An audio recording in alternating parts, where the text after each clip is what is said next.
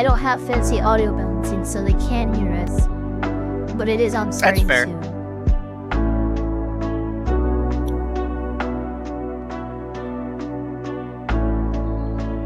Oh, so I must have ADHD'd or something? Because it says that I scheduled the start for 10:45, and I do not remember doing that. But I also don't remember, like, setting the time at all, so I think it was literally just defaulted. That's the default time they gave you. Yeah.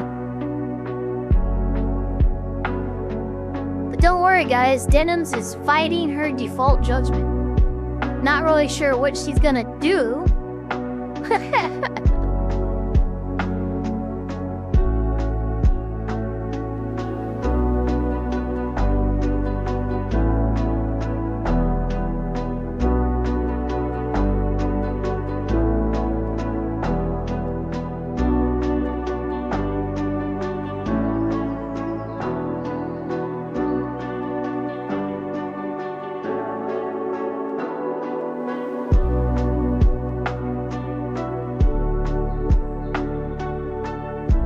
Hey, Fields of Mysteria came out today.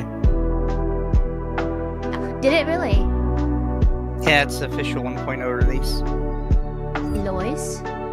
Hi, I'm Dean Kelly of Kelly Law Associates, and I'm here to tell you that I will go can back to it get eventually. you off.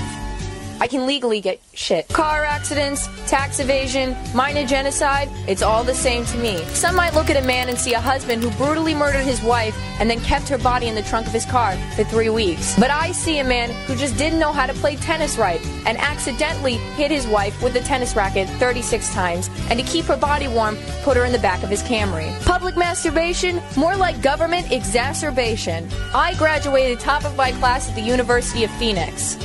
Kind of. Just remember, I am the law, and I will get you off. Having a divorce, your kids don't love you anyway. I understand that the prosecution has presented a really compelling case. And obviously, Fozzie Bear was a close friend. Oh, no. But ask yourself this question. If I were to be the one that killed Fozzie Bear, why would I have recorded going to see him alone that night? Wouldn't I have wanted to cover that up? Doesn't this speak that I've been framed? My name written in the ledger Have you of seen the this Funnel motel Runners game? was written in pink glittery which one? ink. Funnel Runners.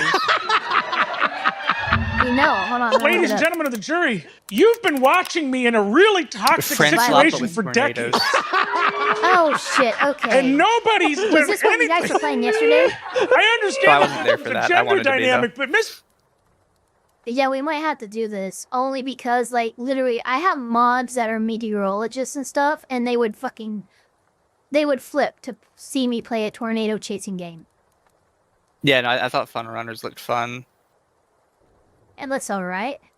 I know there's a couple that I've been, wow, 9 out of 10, that's not too bad. There's a couple that I've been following, like, Hi, chat. sorry. Hope everyone's Hello, having a good day, chat. good night, good evening. Oh no, you're Hello, good, you're good. chat. We're just talking about tornadoes. Thank you, Baked Buddhist, for the orange hearts, and thank you, Artemis. And thank you. Says, here's my Mizu jar tax. I doubted you on Bao, but after seeing more of her IRL posting recently, and with the help of Mother Nature's natural air and light, I must concede you were right like always. And dude, it's fucking hilarious. Val's flesh posting is only happening. And look, I am completely happy for her that she's gotten healthy and gotten, you know, her weight under control and everything. But that's the only reason why she's gone to flesh posting. That's literally the only reason why she's doing that. I'm like, yeah, I'm proud of you for getting your weight under control, but you're kind of being a whore. Save me from my job, please. I'm sorry, I can't do that. Yeah, as much as we would love to. We can offer beautiful dulcet tones to listen to as we tism out over injustices caught on body cam. But other than that, we can't really save you from your job. We can just make it a little bit less horrible. Wait, there's Pretty much, there's not really bow drama. I wouldn't even classify it as drama. It's just she's been flesh posting a lot. Exactly. Yeah. I mean, to be fair, like, in general, the whole VTuber versus IRL fucking thing has come back around, as it always does, once or twice a year, and my statements on it are very firm, and they remain unchanged as they were last year. I think throwing away the biggest tool that you have as a VTuber just for clicks and likes is retarded. It's short-sighted. Exactly, yeah. But chat, we've got a couple random videos to pull up today. No particular theme today. No, not really. That one about the cats, by the way, that one's only like 9 minutes or so, like that too. And it's not even like you don't see what happens. It's just the guy that they interview is like on another level. He must be fucking crazy. Like, it's fair. oh wow, you can't, you actually can't stand trial. You're that cuckoo for Cocoa Puffs. But I think we'll start with the police pit your $60,000 rental van. Yeah, that doesn't sound good.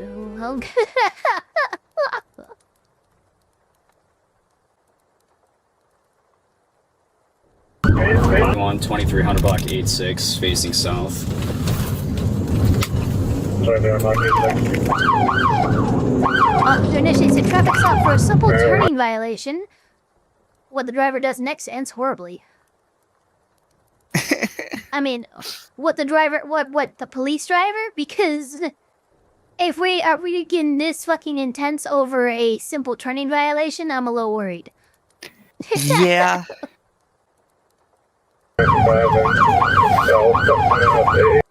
Also, yes, we can go over the VTuber lawyer Twitter thread after our Oh my videos. fucking god, that's right.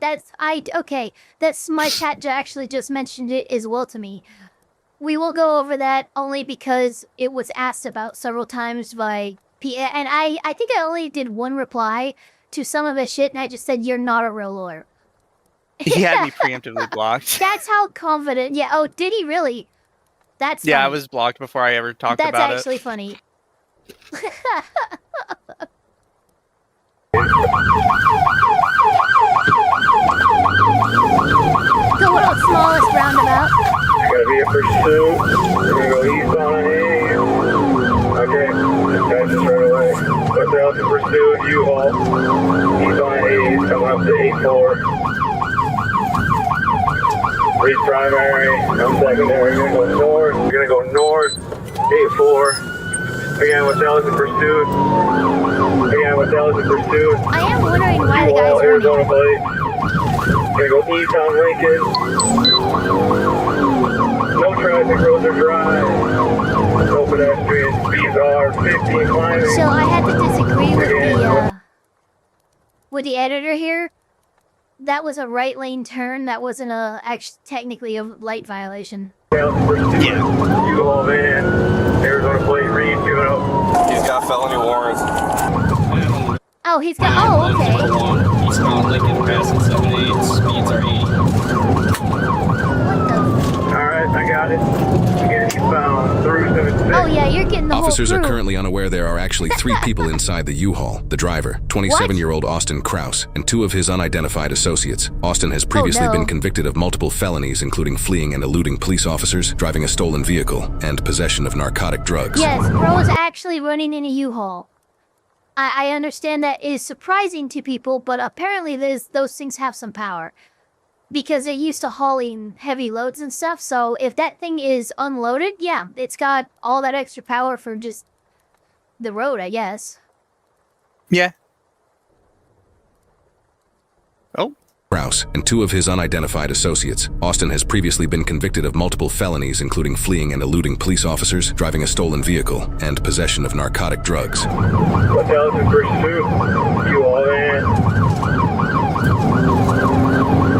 Virtually no traffic. Passing on a vehicle. Speeds are 80. 371. You're going 80 at like a 45 at best. Take no head. Nice, good stop. Oh, I got it. Clear. Oh, that's 100%. Through, boy. 6 at 6-0. He's coming up to 6 on now. Lane 1. Double 6. We're doing cop slot. And Let's go. back in the correct lane. What's Dallas for pursuit? White Yellow Van requesting 6 from the other agency. Eastbound Lincoln 355. Let's walk if you're Turning that down to 50%. In case it goes to Milwaukee, it's got felony warrants. These are 90. Nice, good. Coming up to the Parkway. We're slowing for the rest. Yeah, usually cargo vans have the same engine as the F-150's U-Haul has. Yeah. So that does make sense. That's why it's so freaking beefy. Yeah. Well, Spain, sorry, I meant to say VTards. It says, quick, block the blue one before it's too late, VTubers. Well, I mean, Fair. I figure, I mean, you're kind of like known, like in the VTubing areas, like having like a Lawtism show and stuff like that. And I'm not wondering if like him coming out, like I looked at his first post, and his first posts are how you can have a bot log into your Twitter account to delete all your old posts. Like and shit like that. That's So I wild. already know this is a rebranded account, first of all. I don't know who it is, but they've rebranded, and they rebranded themselves as a VTuber lawyer and a real life lawyer. And I'm gonna tell you guys right now, they are no such thing. And you can absolutely commit defamation by saying, I'll say this much: they're not a lawyer in America. I'll say that much. I was gonna say I got from somebody that apparently has followed them longer that they are a lawyer, but they are a what do you call it? A real estate lawyer in Malaysia. I feel like even in Chinese law, it like things like, oh yeah, immediately admit fault and say sorry when it no, absolutely, that's like lawyering 101. Never admit fault. Never say something that gives them standing against you in court. And admitting that you did something wrong and you might have damaged them in some way is absolutely a suicide move to make, and no lawyer worth their salt would absolutely suggest that you do that. Exactly. A PR team might, but not a lawyer. We'll get into that later, though. Alright, we're through Miller Parkway. Speeds are down. I'm just amazed this guy keeps pulling ahead from the cop. Oh, yeah. Look at that, he's barely visible. One is for reckless driving. County warrant. Coming up to 3-5. Okay, he's catching up now. Nice, You guys talking about the guy open felony warrant or not? God damn, just blowing through. Speeds are 40. Climbing back up. And with Delta pursuit, go all van. Keep on Lincoln.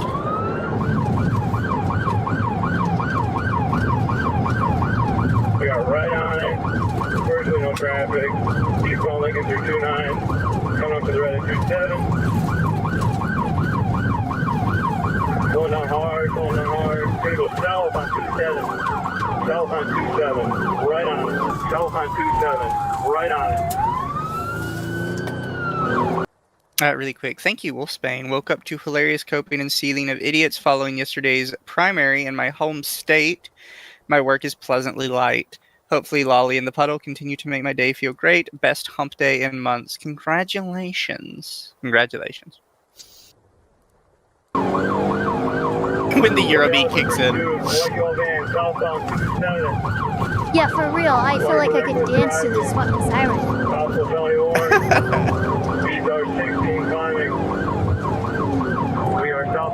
Guys, have you heard oh, thank you for being a Jarl for 8 months. Hi Eva and hi and Blue Eva. Nah, if anything, I'm Red Mizu. I'm Blue Ava, that's Red Mizu. Yeah, there we go.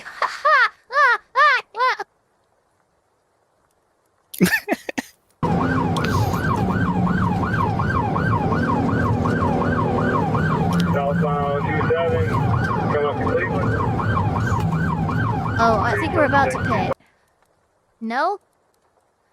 I'm I don't not. know, it's I wonder when close. they're going to try and do it. I mean, he's in the position for it. If he gets a little bit of speed and then just jerks to the left on the on the rear end, that's a classic pit. So I feel like he's at least trying to position for it. He might be waiting till these cars up front pass. That's the thing too. They have to be very aware of like what's 5 to 800 feet in front of what they're about to do to make sure, nothing tragic happens. Exactly. For a pit maneuver, you need permission from someone higher, correct? It depends on your jurisdiction, but I think that is usually how most cops do it. Like, usually if someone's doing a pit, they are previously authorized to do so and have gone through training, and they have probably run it through the chain of command to even initiate the pit to begin with. I'm feeling like these guys have a lot of drugs in this U-Haul, by the way. Oh, yeah. Why else would they just randomly rent a U-Haul and then fucking gun it when, they just had a simple turning violation? Exactly. Oh, you got some shit in that car. Guy went, no, I can't go back, and just punched it. We're gonna go eastbound Oklahoma. Eastbound Oklahoma for 27. Not first attempt. Attempt to pit. Negative, we're gonna continue eastbound. These are 15 climbing. What they also pursuit. U-Haul van. Reckless driving, felony warrant. I just think about like the U-Haul place when like this van gets back there and they're like, "What the fuck happened?" It was like a weekend rental. It was. This engine is behaving like it was redlined for like 20 minutes. And it looks like it got rammed like 20 times. What happened? What the fuck? The guy, the mechanic in the background just fucking throws his hat down and walks out. He's done. He's quit. Thank you, St. Raph member, for 4 months. They say they got the Legos. Oh my god, Omega Zero in my chat used to actually work at U-Haul.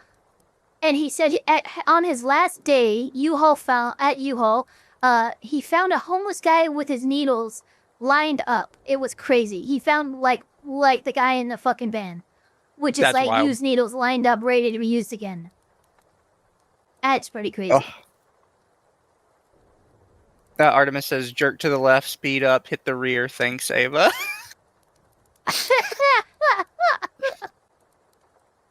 323. He's sparking a bit. He's sparking a bit.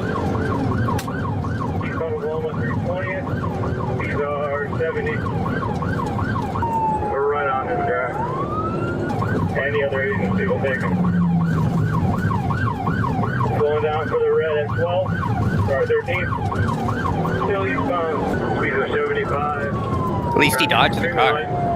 We're through 6th Street. On Oklahoma. Speeds are down. About 40. We're through the curve on Oklahoma. MP, we'll take 60 out. Oklahoma Boulevard. Wanted for reckless driving. Felony warrant. Oh, he's wanted for reckless driving. That's crazy. Wanted for reckless driving. They've obviously managed to identify him, because usually what happens, they'll run the plate, they'll get in contact with U-Haul, and then they'll be able to find out who rented that, and then boom, they have all the information. But clearly this guy has he's got a habit. Bait Buddha, thank you so much for the 5. It's not dude, where's my car? It's dude, where's my needles in the car? Oh my god. That's rough.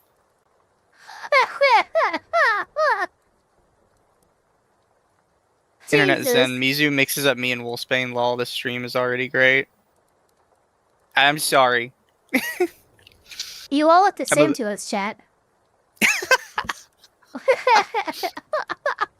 Give me a little roll, damn it.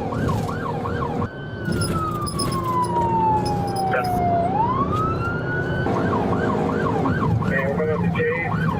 Going for the red at J's. Good, good, good. We're going to go through J's. Eastbound on Oklahoma. Eastbound Oklahoma, speeds are 60 through Austin. This is a long chase. And we're slowing. Yeah, I'm actually surprised. This must be like a rural area where they don't have a way of like tracking him long distance. Yeah. Because most places and jurisdictions actually they will back off because this is a dangerous situation, and they will actually track his movements from far. Alright, looks like we got some flat tire here. We're on Superior. We are south on Superior. He's probably going for it. Come on, buddy. 6 St. Francis Calais. We're coming your way. These are 70 south on Superior. We're in St. Francis now.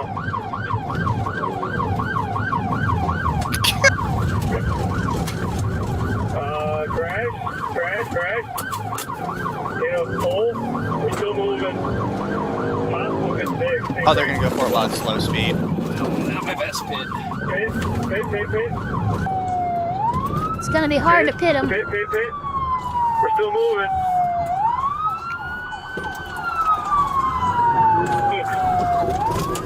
Oh, there he goes. Negative 6, Tony has Lake and Ronald. Negative 6, Tony has Lake and Ronald. Well, that was dumb.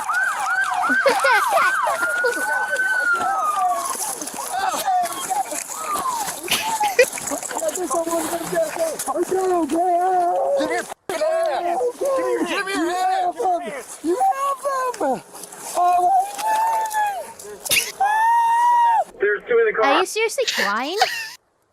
You don't get to cry after doing all of that. This is the consequences of your actions, my dude.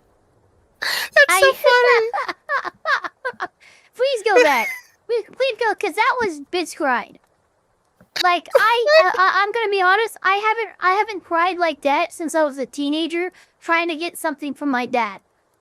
Like, oh my god, dude. That was really bad.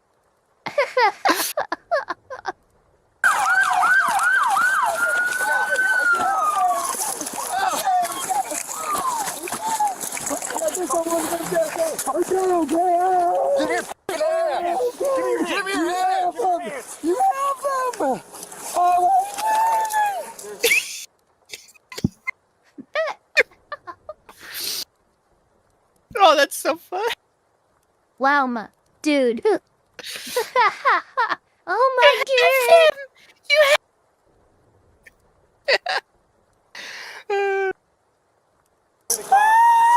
There's 2 in the car. It's a passenger. Listen to that.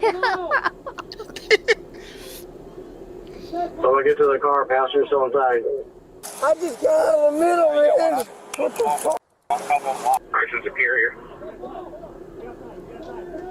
Hold on, don't dig. I'm digging. I'm a shooter, hold on. You're a what? I'm a shooter. You have needles on you? I don't know. I don't want you to dig. Well, that was nice. Yeah, but I don't think I would refer to it as being a shooter. That's just the term. The cop didn't even blink when he said that. It's like, oh, okay, he doesn't want to get stuck. I think there are much better terms. A sticker, maybe, or something. I don't fucking know, but just not shooter. That has another term, and it's much more dangerous. Empty the pockets, just be careful. Okay, thanks for letting me know. This is what it sounds good. Fire Sergeant is actually, where would you like to say and say that? We're getting everybody out of the vehicle right now. Push the vehicle. Might be some injuries. Listen, I was not the driver, dude. I saw you exit the driver's seat and run right in front of me. See that car? Yes, sir. That's me. Can't keep this water. No. Superior ligament here, posterior tear my shoulder. Ow. Maybe you shouldn't be running then. We have a male passenger who's unconscious. Male passenger unconscious. See what you did, man? Hey, you're putting all these people in danger. Is that your family?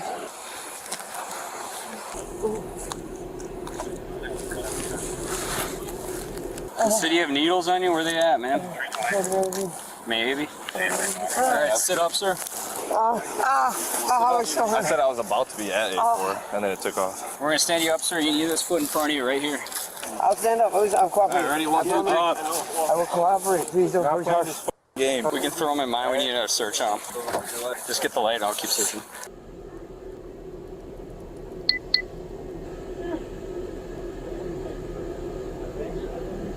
You think all three of them are why high? you're taking the passenger? I don't Usually know they yet. don't take the passengers away during like it's the driver that did the things, right? Yeah. But they dragged her out, fucking cuffed her, and it's like, well, did she do anything wrong? She wasn't driving, was she? I'm assuming there's drugs all in the car. There probably is. There's probably a very good reason why they did that. Yeah. Like I said, there's the other guy that's in the car is currently unconscious completely. Yeah, he's probably just fucking OD'd. No, there's something else there, man. It's a metal ring. Someone get him some Narcan. Sir, are you injured? Yeah, yes. What's wrong with you? You stop pushing me. I will get Have a in. seat. I promise you. I'm just pushing it in. They always do this. Stop pushing me and I'll do it by myself. Or just fucking No. get in the car. Yeah, just get in the fucking car. That we're not. This isn't like a. What do you call it? This isn't a debate right now. Like you're getting in the car, on my terms. Thank you, Wolf Spain says I didn't know Zen Master and I were related. I'm sorry. And thank you, Internet Zen Master. Anyone else think the driver had gas blasting in his head while trying to outrun the cops in a goddamn U-Haul? He was actually, Also- he had the Crazy Frog Dance song in his head. Also, Shooter, that's up there with Fillion making a bomb joke to the TSA. That one was Oh. up there. That one was definitely up there, and she's surprised that her shit was confiscated, and she almost got in a lot of trouble. Yeah, don't fuck with TSA. They make your day very uncomfortable. I need to go to the house. Why? Concussion. Why do you have a concussion? Please listen to me. My head Listen, you're an hurts. officer. Sit up straight and look That's better. not convincing. I thought my car would be messed up. That wasn't my best fit. Oh yeah, it is. That's really bad. How did that Yeah, happen? dude. Did you hit sticks maybe? Oh no, it's bent. Was it? Did you fly over this to get up here? Yeah. I'll probably need a tow for my squad too, unfortunately. You might need a tow? Yeah. You might need a tow. I'd say might. He says he might need a tow. I don't think I said might. I'll probably need a tow for my squad too, unfortunately. Jesus, man, you scared me. What's wrong with you? Okay. Ambulance is here to check you out and treat your injuries, sir. I'll help you out. Well, just a hand. Sorry, I do like the didn't one know that. officer that just He's comes up making and is like, demon "You might noises, and need he's a like, tow." okay. It's like the Just- one I officer's like, just- you does- might need a tow. Yeah, you might need it, so really. You don't think you can fucking destroy your front end? Do you not think it's weird that your hubcap is bit in half?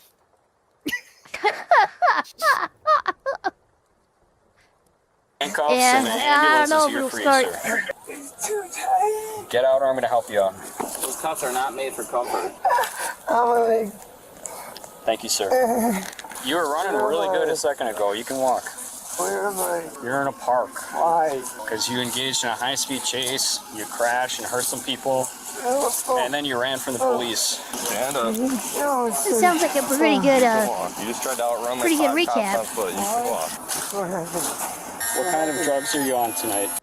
So I don't know exactly what he's saying, but the auto dubber is picking up him saying that was fun. I think So it was I've- like that wasn't fun, probably. Yeah. Are you going to suffer an overdose? No, Are you sure? easy better. Just amphetamines?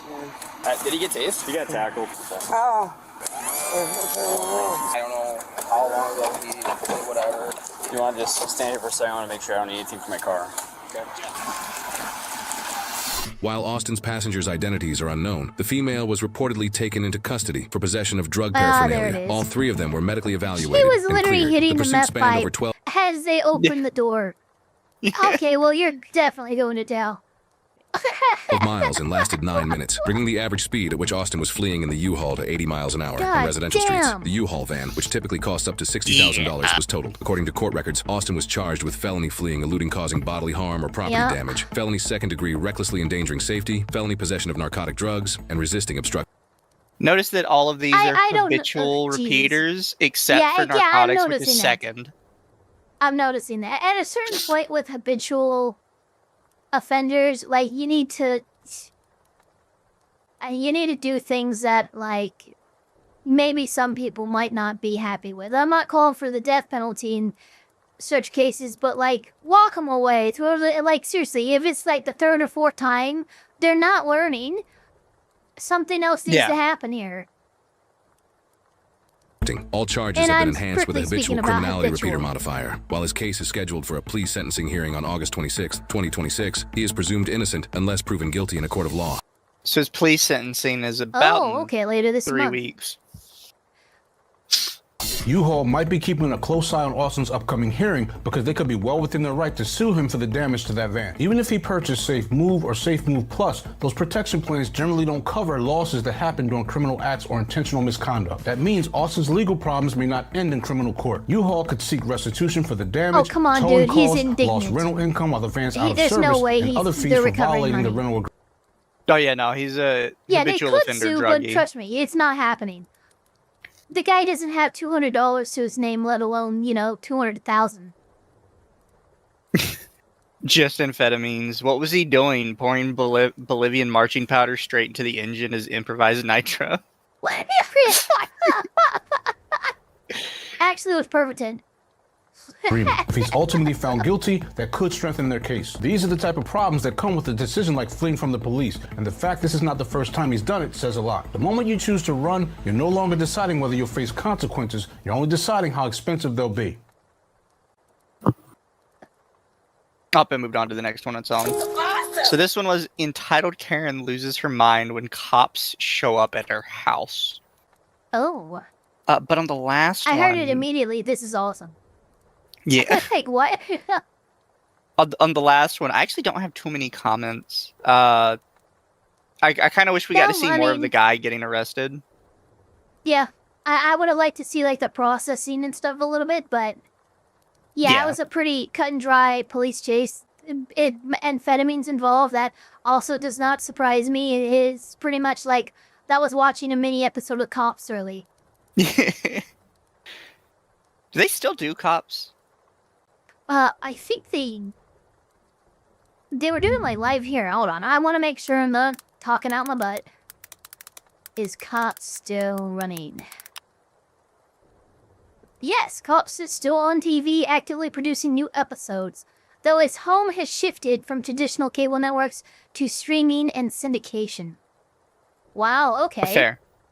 Yeah, I mean, I think honestly for shows like Cops and Live PD and stuff like that, it is better to shift to streaming than traditional cable networks. Makes sense. I love it! This is so amazing! Can you feel what my wrist feels like? Do you have that capability? Because that would be amazing! Do you guys take everyone who pour water on people to jail? Yes. If we see them do that, yes, that's battery. That's Before we get into it, physically assaulted somebody with another object or substance. Before we get into the video proper, do you believe drugs or she's just this entitled? Right now, I'm thinking it's maybe a little bit of alcohol, but I think she's just this entitled. Fair. I don't think I drugs would are consider currently alcohol involved. under drugs. Yeah. Oh, okay, that's fair. But I really not hard narcotics, but she might be a bit tipsy. Fair. But I do feel like she is this entitled. Like, all I know is she's entitled enough to feel like she can pour water on somebody, and that's okay. Like, we already know that much, so... Yeah. Can I have this? It's just water, pour some ammonia on skin. It's 9:30 a.m. in Champaign, Illinois, where one woman is... Of course, a white Karen would move to Champaign. Champaign, Illinois. Mike, that's the whitest town I've ever heard of. And the whitest state I've ever heard of. No, they had Detroit, never mind. Or Chicago, rather. Never mind. about to really make a splash. It's like Wisconsin is like the whitest state or some shit. Chad says only someone sober could be that mad. I don't know. We've seen demons creatures drunk. Oh yeah. Also, typically white women. Oh yeah, almost always white women. White girls can't handle their drink. Or you're a melanin chick who was so light-skinned we thought she was white. Yeah.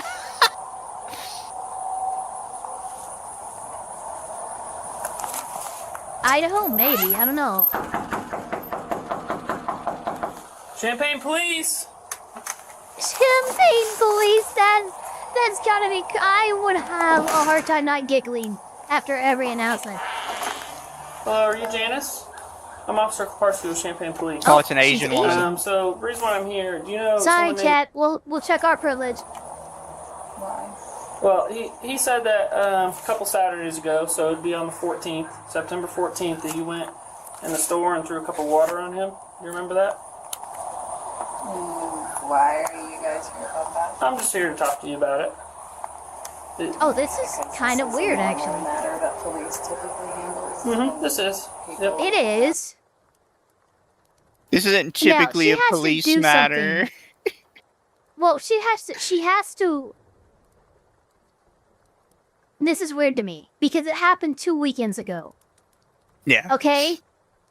And it was a couple of like at this point, I'm having like maybe the cops are gonna serve her the criminal charges, inform her of it. Maybe we'll get her down just to book her and stuff. But I'm not arresting her over this. I'm informing her of the charges she faces for her violation of the law. It's a little weird to come out. I mean, like, the only other times I've seen this happen is, like, with celebrities and shit. Like, that one streamer who beat the fuck out of Psycho Stu. I'm forgetting even... Yeah, you know who I'm talking about, right? They did arrest him, and they arrested him low-key. Like, literally had his jacket over his handcuffs and stuff. But that was, like, 3 or 4 weeks after the offense. That makes sense because it was celebrity and all this. To come to her like 2 weeks after to I'm assuming you arrest her. She has to do something here. Otherwise I'm gonna be like, you didn't really have to arrest her for this. I'm thinking she probably talks herself into the car. It has to be something like that. Nerdy Texan Accountant, thank you for the 5. I heard some places have a 3-strike system. If you do something major 3 times, you get life in prison. Was that removed? I would have to see what you're referencing, but typically speaking, life in prison is reserved for violent offenses. And as annoying as, you know, thievery, burglary, and all of that, and even destruction of property, as annoying as that can be, if it doesn't come with loss of life or risk to loss of life, as in you're negligent to whether or not your actions will actually cause loss of life, there's not really much reason to put someone away for life over stealing something. Exactly, yeah. Oh, shit. So you did pour the water, or throw the water on that day? Police identify the suspect seen here as 39-year-old Chanjaya Weldon, who allegedly threw a drink on a man days earlier. Let's back up and see how exactly she ended up here. This is fine. Okay. I thought it was a couple weekends ago. Yeah, no, 6 days within a week. That's just a reasonable response time over something this low stakes. You know, okay, we're fine. Because, you know, we have, like, a reasonable to speedy trial to, if you do something that is in violation of the law and warrants an arrest, it's kind of the government's obligation and actual, job to get you quickly. If they wait 2 weeks, that's not quickly. Within a week, that's okay. Do you need backstory? Do you want... I know the backstory. I talked to you on the phone for like an hour one day. Hello again. Yeah, so I have the name of the 2 people that were in the store because it was just it's a nice store. 2 customers. I was in the back. I'm clearing off a table. I don't know what he sells, but it's a nice store. Picture of those numbers. Yeah, and they were like, oh wait, it's a curing store. He probably sells crystals. She has a ban notice here. She has a court date. She has a court date on the 15th from spray painting on my property. Officer. Okay, so maybe so. this isn't just the water thing. This lady is No, a this is repeat some other offender stuff. at this place. Yeah, this is other thing. Yeah, this woman is harassing and obstructing this man's ability to conduct business at this location. Yeah, Is so beyond this is assault. just kind I of mean, the police got involved because of the assault, but nah, this bitch has been playing around for a while. She's done this more than once. Yeah. Spraying shit around us. Yeah, nah, this is already bad. And yes, Joshua Zero, I was talking about Roger Jackson. Why do you think she's got a beef with the crystal shop? Well, I think this is actually a plant shop. It says follow us on Instagram, plant mode, and there's fucking plants everywhere. This must be some kind of artistic studio. Look at all the God, I don't know. I would love to know what they sell. Yeah. You know what? Actually, hold on. I have a cool little program on here. I can move my a fake Android camera over this QR code. Oh, you're gonna pick up the QR? I'm gonna see if I can pick up the QR. Fair. Nah, she's not working. Oh well. Voges, V-O-G-E-S. Can I get a picture of that too? Yeah. Voges is really cool, and he followed up, and he kind of got her to admit that she did this criminal property damage, and he was like, "You got a court date." He came by and told me right after. Oh damn! Okay. So I'm assuming that he didn't. He just said she's got a charge on her and a court date, so I'm assuming he did that. But I was basically right at that entryway there when I saw her approaching me, and I just walked by her because I was like, I want to get her out of the store. She's mad at me. She's gonna yell at me or whatever. She'll follow me. Took about this is a plant nursery. Right to about where she is. You can see all the plants that are potted in the back. I'm fine.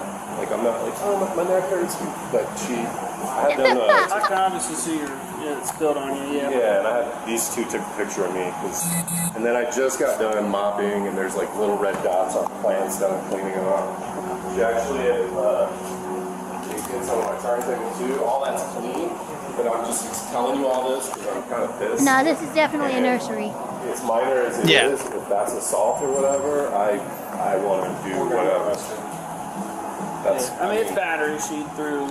It's battery, yeah. The It's man tells absolutely police battery. this incident is allegedly far from his first run-in with Chanjaya and decides to press charges against the 39-year-old.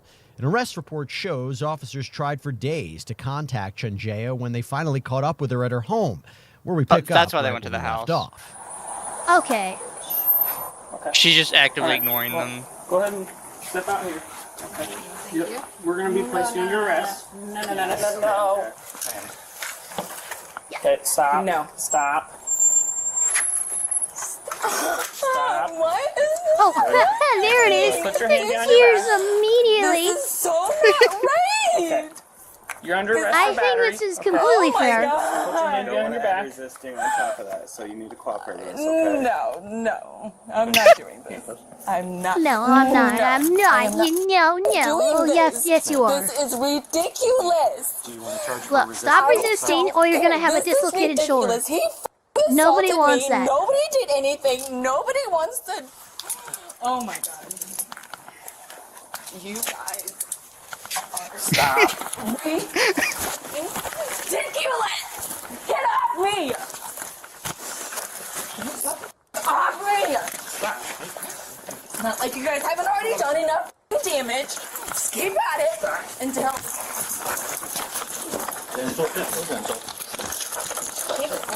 Hurting me. This is awesome.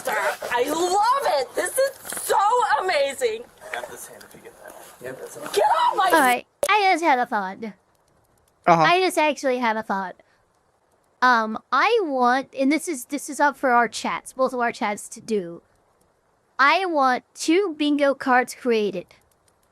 I need a body cam bingo card and a court bingo card that we are able to follow along with and fill out through, stuff like, I can't breathe, you're hurting me, what do you even mean? I know my rights. You know, just like, come on, chat, get on it. I have faith in you, and it would be an amazing little activity to do while watching these. Hey, what the f is wrong with you people? Oh. No. Oh, also call somebody. That's a good one because, like, call Brian. I'm not calling Brian. Who the fuck is Brian? I'm not calling him. No. I'm friends with the sheriff. I'm friends with the sheriff. Yes, that's a good one. Do you know who I am? Hope you break That's another. Yeah, this would be good. This is so unlawful. Are you f***ing kidding me? For throwing a cup of water on somebody. This is This is indeed what happens when you throw things at people. I just threw shit at him. Why are you arresting me? Well, you know it's the law. No. No. You guys, bunch of psychopaths. Oh my god. They got her.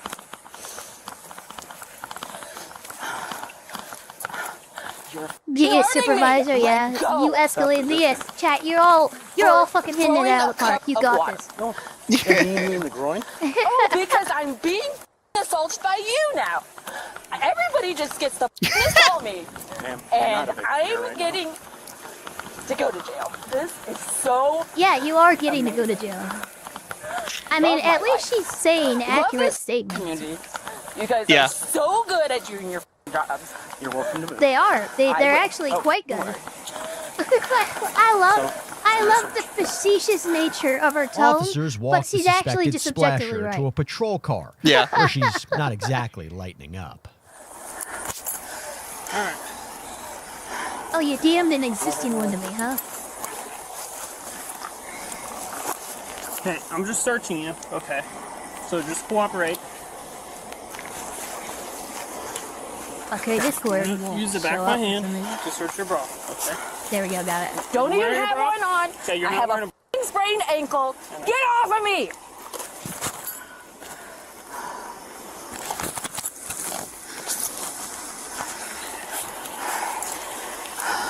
You good? Yes. I actually am less convinced that she's actually been drinking. Okay. I've got control. Why is this? Why so? She's just very entitled. Break my wrist. Yeah. Okay, your wrist is fine. No, it's She's not slurring. How can you feel what my wrist feels like? Can you feel what my wrist feels like? She's not repeating herself. Do you have that capability? Because that would be amazing. And she's talking like a fucking a femoid. A foid. A foid. Yeah, she's talking like a foid right now, like straight up. Woman on woman violence. 2 glasses of white wine. Yeah, like I said before, if she had, it's very light amount of alcohol, or it's none at all. Yeah, put your feet in. Put your feet in. Can't move my ankle. It's sprained. Ah, my sprain. Oh my god. Do you guys take everyone who pour water on people to jail? Can I have the statistics yeah. of that? It's battery. No, it's not. Can I have your... Yes, it is. Can I have your slam? Okay. Good. The sarcasm wouldn't be John that Jaya is present secured if in she a was patrol drunk or car. high. Yeah. Okay, well that would be. But it's not long until another officer arrives to read the suspect her Miranda rights. Let's see how that goes. I just hear the screaming of her in the You background. gotta love the demonic screeching. Other side. She might kick. Do you I'm think not a she's fool. married? She's gotta be married.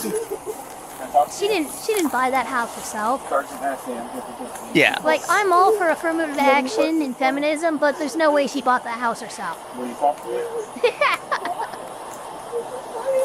So, pull out to do the cuffs, ideally, you want to put on that first pair if you can fit them on there. On top. On top, and then take off your others. Yeah, and these are double-sided keyboards. I just need those aspirins and the flex. These ones are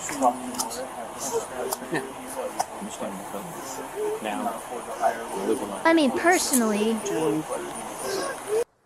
I don't understand how somebody can be so sheltered in life that they actually, like, I guarantee you, she does not see what she did as any kind of wrong or any kind of violation of the law. She legitimately 100%. believes she is justified in what she did, and she has every right to do it without repercussion. And I'm wondering how someone gets that brain rotted. I grew up in mostly California. I mean, my formative years, past, I think 8 years old when I moved from Ireland back to Cali. So, like, yeah, it's just like I should be this level of fucking retarded if it was truly the state that I was brought up in. But thank you for the 2 Sparkies. If my wife acted like this, I would get a divorce. If your wife acted like this, you'd be in prison because you wouldn't have a wife anymore. She'd be buried in a backyard in the woods. I know you, Sparkies. No. And thank you, Baked Buddhas, for the 5. And the husband won't leave her because he likes living in it too. Yeah, that's the thing. If he leaves, she's gonna get that. Well, it's not even necessarily this type. That's just great opportunities because they offer a little bit more twist in trying to get things on faster. They're always resisting and twisting too, so it provides a bit more comfort and limits the plaintiff. Yeah, no.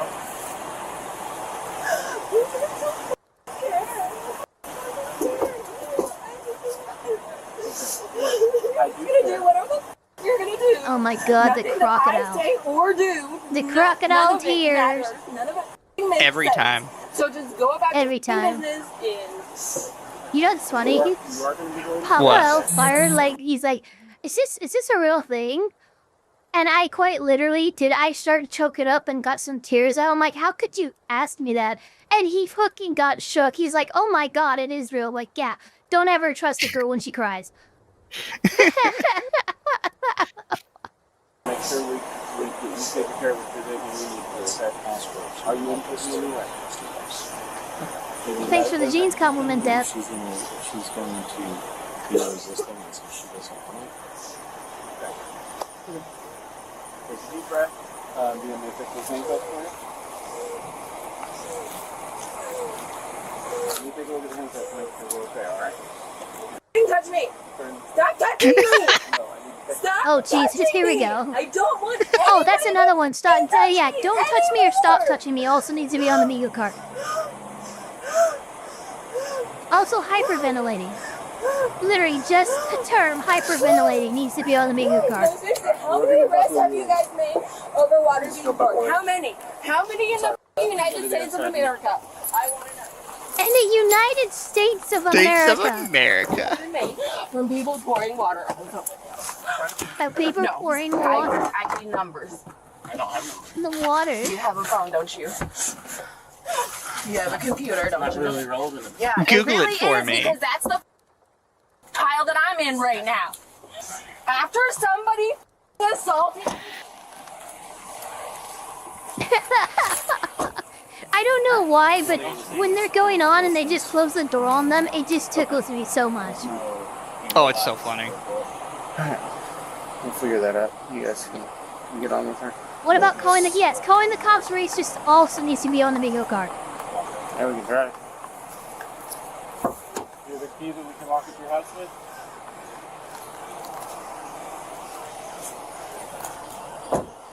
Roll down the window and get her going. roll down the window and what? And get her going.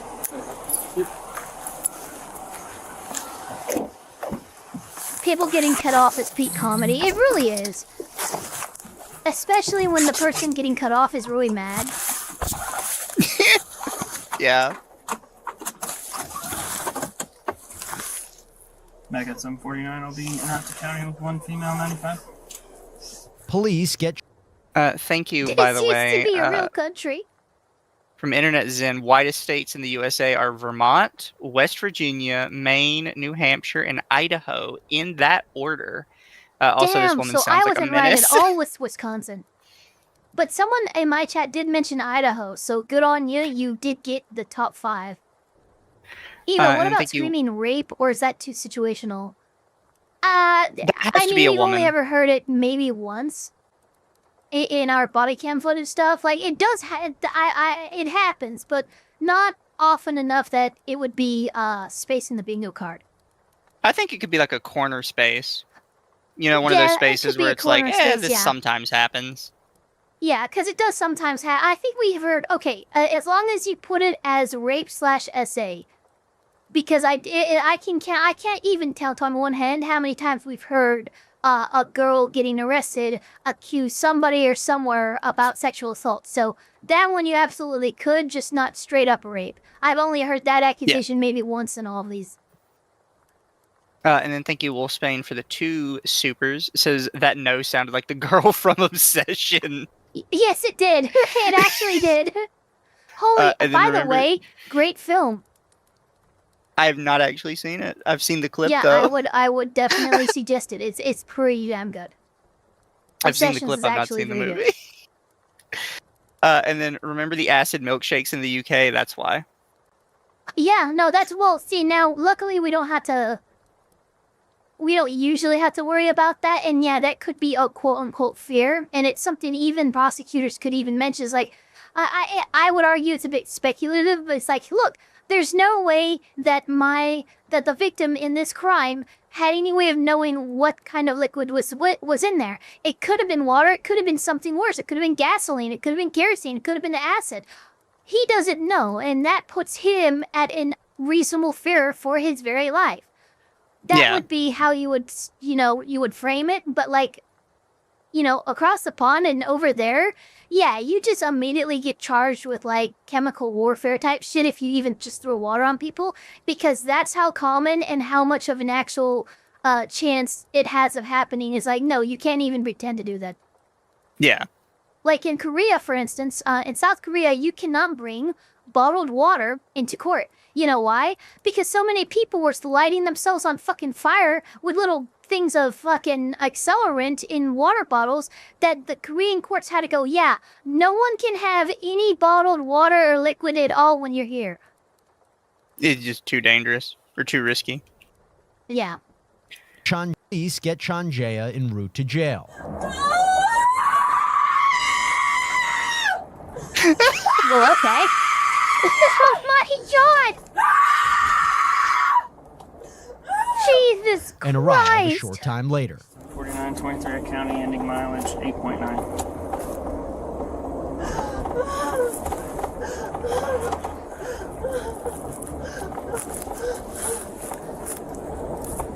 Why do I feel like in her mind she thinks she's being taken to a concentration camp? Yeah. Like, that's the level of which, like, she is responding. Oh, with, yeah, like, no, actual 100%. genuine terror screaming. I'm like, girl, you're going to... Not even prison, you're going to jail. You're going to holding for, like, a little bit while they processed you.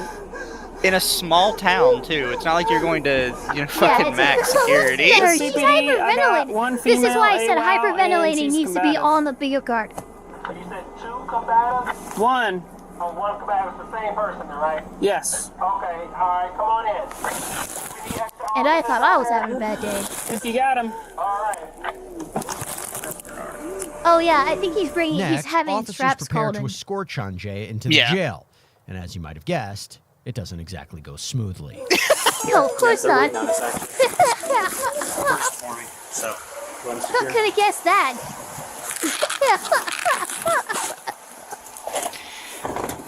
Alright, what do you have here? You guys gotta get some equipment for this, you know you do.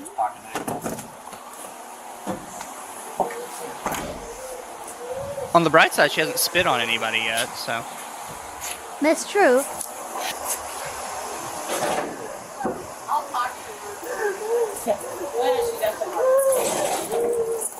Hey, what's going on? College student? No. No? I love how they have to pull out like a female officer to like try and That's so talk her funny. down, like a literal child. She goes, "Hey, what's going on?" and looks over. "Hey, is this a college student?" This bitch is 39 years old. She was a college student fucking 10 years ago. No, 20 years ago actually.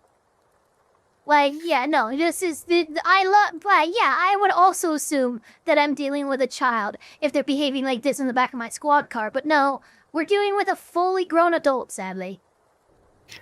Also, Scythe, I'll give you Champaign might not be a small town. What I mean when I say small town is they're not taking her to like Supermax. Yeah, they're not taking her to the Atlanta, Georgia holding cell, okay? Yeah. You know, they're not taking her to LA holding. You know, the Champaign is a relatively small, relatively safe town. Yeah. Like, she's not going anywhere where she's good. Yeah, she's not going to Rikers, guys. Why are you upset?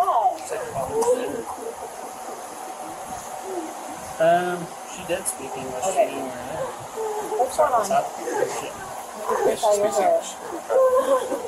Now you don't want any more charges, So okay? battery, I got why you. wouldn't you cooperate with us? We're just here to help you. We're not here to hurt you. I know you're upset. How about you get your feet out so we can come out and we can help you, all right? More of an undiagnosed thing and more of a current life situation thing. What's your charge? Back that. Okay. Back to and then resisting a battery. Battery was the original, and then ag back to and then resisting. Okay. So let's not make it any worse and get more charges. I just need you to cooperate with us, all right? So let's get your feet out. Come on. I feel like this lady has been in the force for like 25, almost 30 years. And while she used to be a badass, now she's the one who keeps things together and running at the precinct. Yeah. She's the den mother of this precinct. I kind of love it.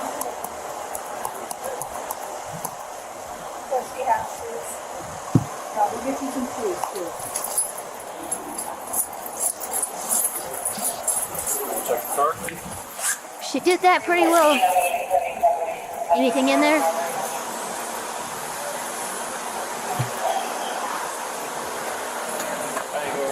Cerberus, thank you so much for the tube.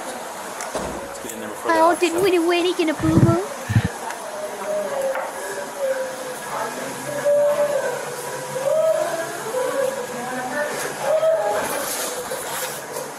Why do I hear the moans from a long-forgotten, like, bride who lost her life before her wedding? I swear to God, that's a Japanese yokai.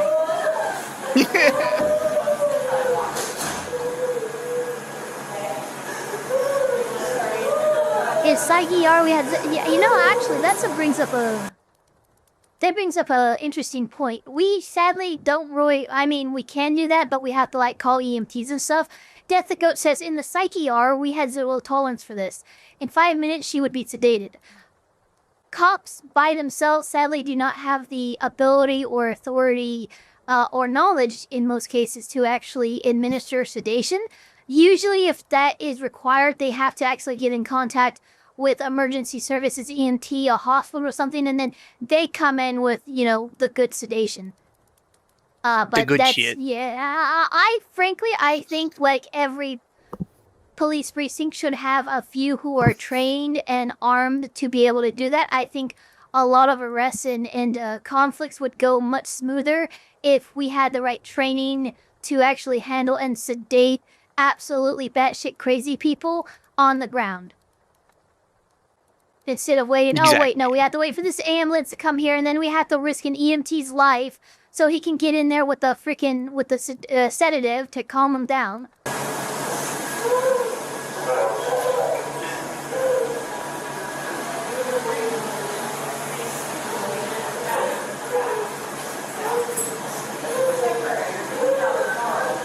Yeah, there's 6 cops watching the crash out because I guarantee you, this don't happen often in Champaign, Illinois.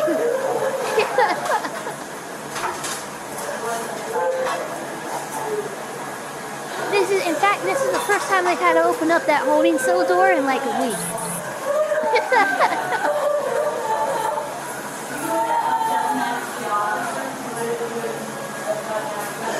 You know, when it comes to scenes like this, I would love to like feed this part into AI and then have AI like she's making those moans because she's transforming into something, and then you just see Tana go over and say like, what is this fucking werewolf transformation moaning that you keep doing? You're fine. You're not hurt. You're in a safe place. Stop it. Stop being such a baby. Jesus.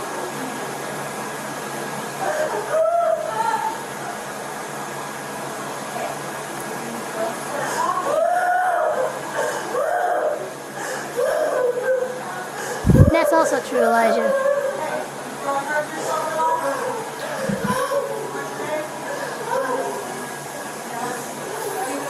What's her name? She goes by Janice, but her real first name is Changya. Changya, but she goes by Janice. Changea was booked for simple battery, aggravated battery, and resisting arrest. Every name is different. Yeah. Jesus Christ! I already peed myself. Yeah. My gosh, girl, you don't need to do that. What has possessed you? That fucking video in the bottom right, by the way. Yeah, I love that. Hey, point. I already peed myself. Don't worry about it. What do you mean? What do you mean? What? Who the fuck willingly goes by Janice? I don't know.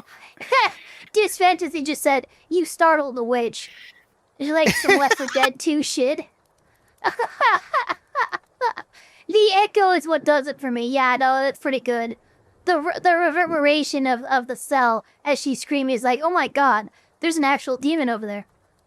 It just adds to the feeling of it. But then we have this one as well.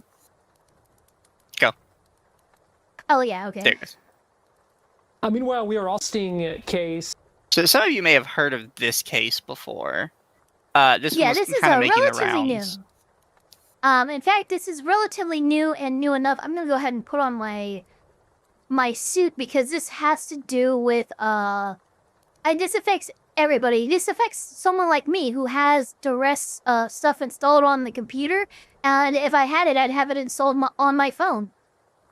But it looks like we have some prosecutors trying to get somebody for destruction of evidence over having a duress password installed on their phone. And then Will Spain for 2 says, if this was Left 4 Dead, I'd whisper witch. That raises a lot of interesting legal questions. This was the arrest of an American citizen in Atlanta, now being charged with obstruction of justice after investigators say he gave law enforcement what's called a duress password, which essentially wiped his phone of data when investigators were trying to get some information from it. This was they were looking for evidence of child exploitation. Investigators say he gave them a duress password that then wiped the phone clear. As a result. So joining us live now to talk about some of the legal questions this raises, some of what this might mean going forward, we are pleased to be joined by Whitney Bone, an attorney with Bone Law, joining us live now via Zoom. Whitney, always good talking with you, and thanks for joining us today here. Before we get too far more into this one, Internet Zen says, hey lady, La Llorona from Central America called, is demanding Janice stop culturally appropriating her wailing. Check your privilege, gringo. Oh my gosh. And then War Turkey 5 says this is the first time in her life she's ever faced consequences.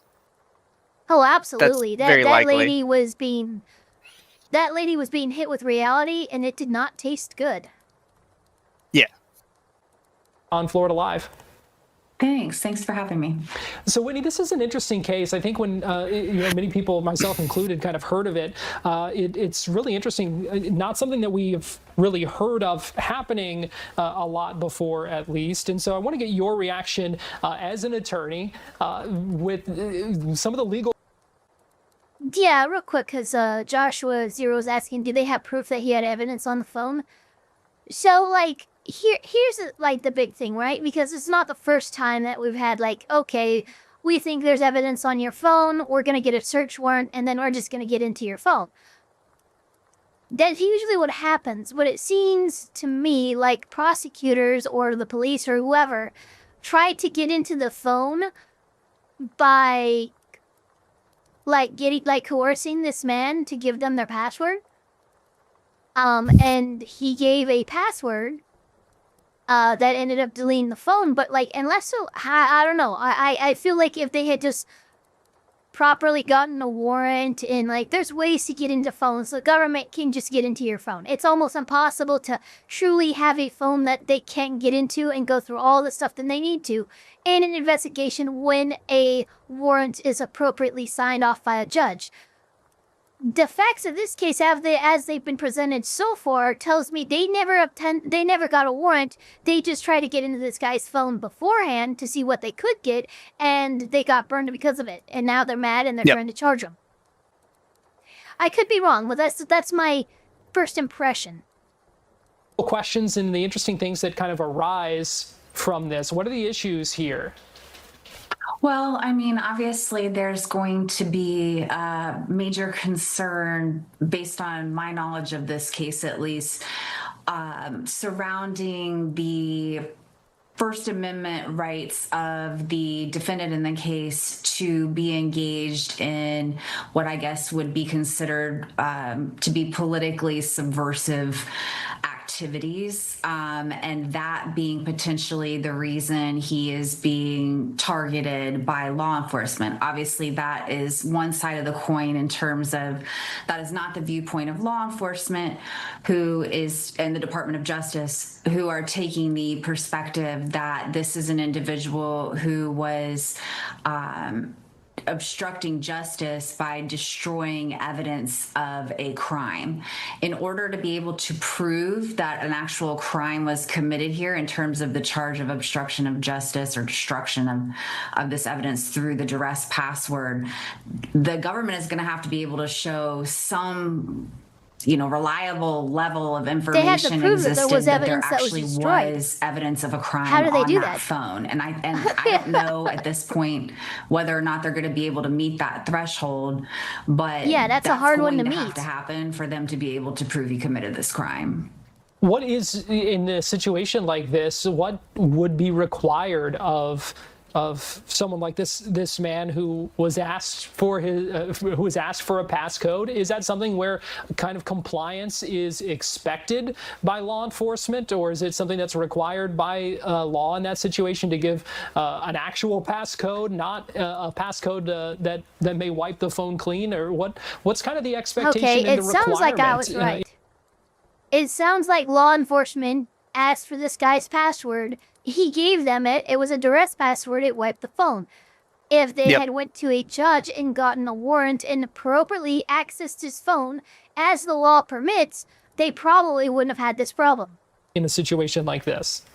Well, what you've got are two separate things you're talking about. So, I mean, there's expectation and then there's requirements. So legally, I mean, I absent, a court order, I'm not sure that law enforcement could actually require somebody to provide their passcode under the auspices of a what we'll call a Fourth Amendment, the United States Constitution related sort of search, and the inquiry in terms of whether or not this is a lawful search. There's also a Fifth Amendment under the U.S. Constitution implication to be allowed to remain silent when being questioned by law enforcement. So in this case, for instance, I was just going to say, this could actually have Fifth Amendment implications, because the Fifth Amendment allows you to not say anything that could incriminate yourself in the eyes of the state. And if they're looking for stuff that you have made statements and you choose to delete those statements, you are basically pleading the Fifth. I mean, as far as I see it. asked to provide a passcode, can implicate the Fifth Amendment in terms of you're asking someone to give you information, or law enforcement's asking someone to give information that's potentially incriminating and testimonial in nature, as we call it under the law. The difference, though, in terms of this particular situation, which I understand has very broad-reaching sort of impact in terms of setting what we call legal precedents or jurisprudence, depending on the outcome of this case, where, in other words, future prosecutors, future defense attorneys, future courts can look at what happens in this case to justify potentially factual and legal outcomes in other cases. But at the end of the day, absent law enforcement or Department of Justice being able to show in this situation that the phone contained information that was, showed a crime was committed by this individual or some other individual, I guess is feasible too, they're not going to be able to convict him of this crime.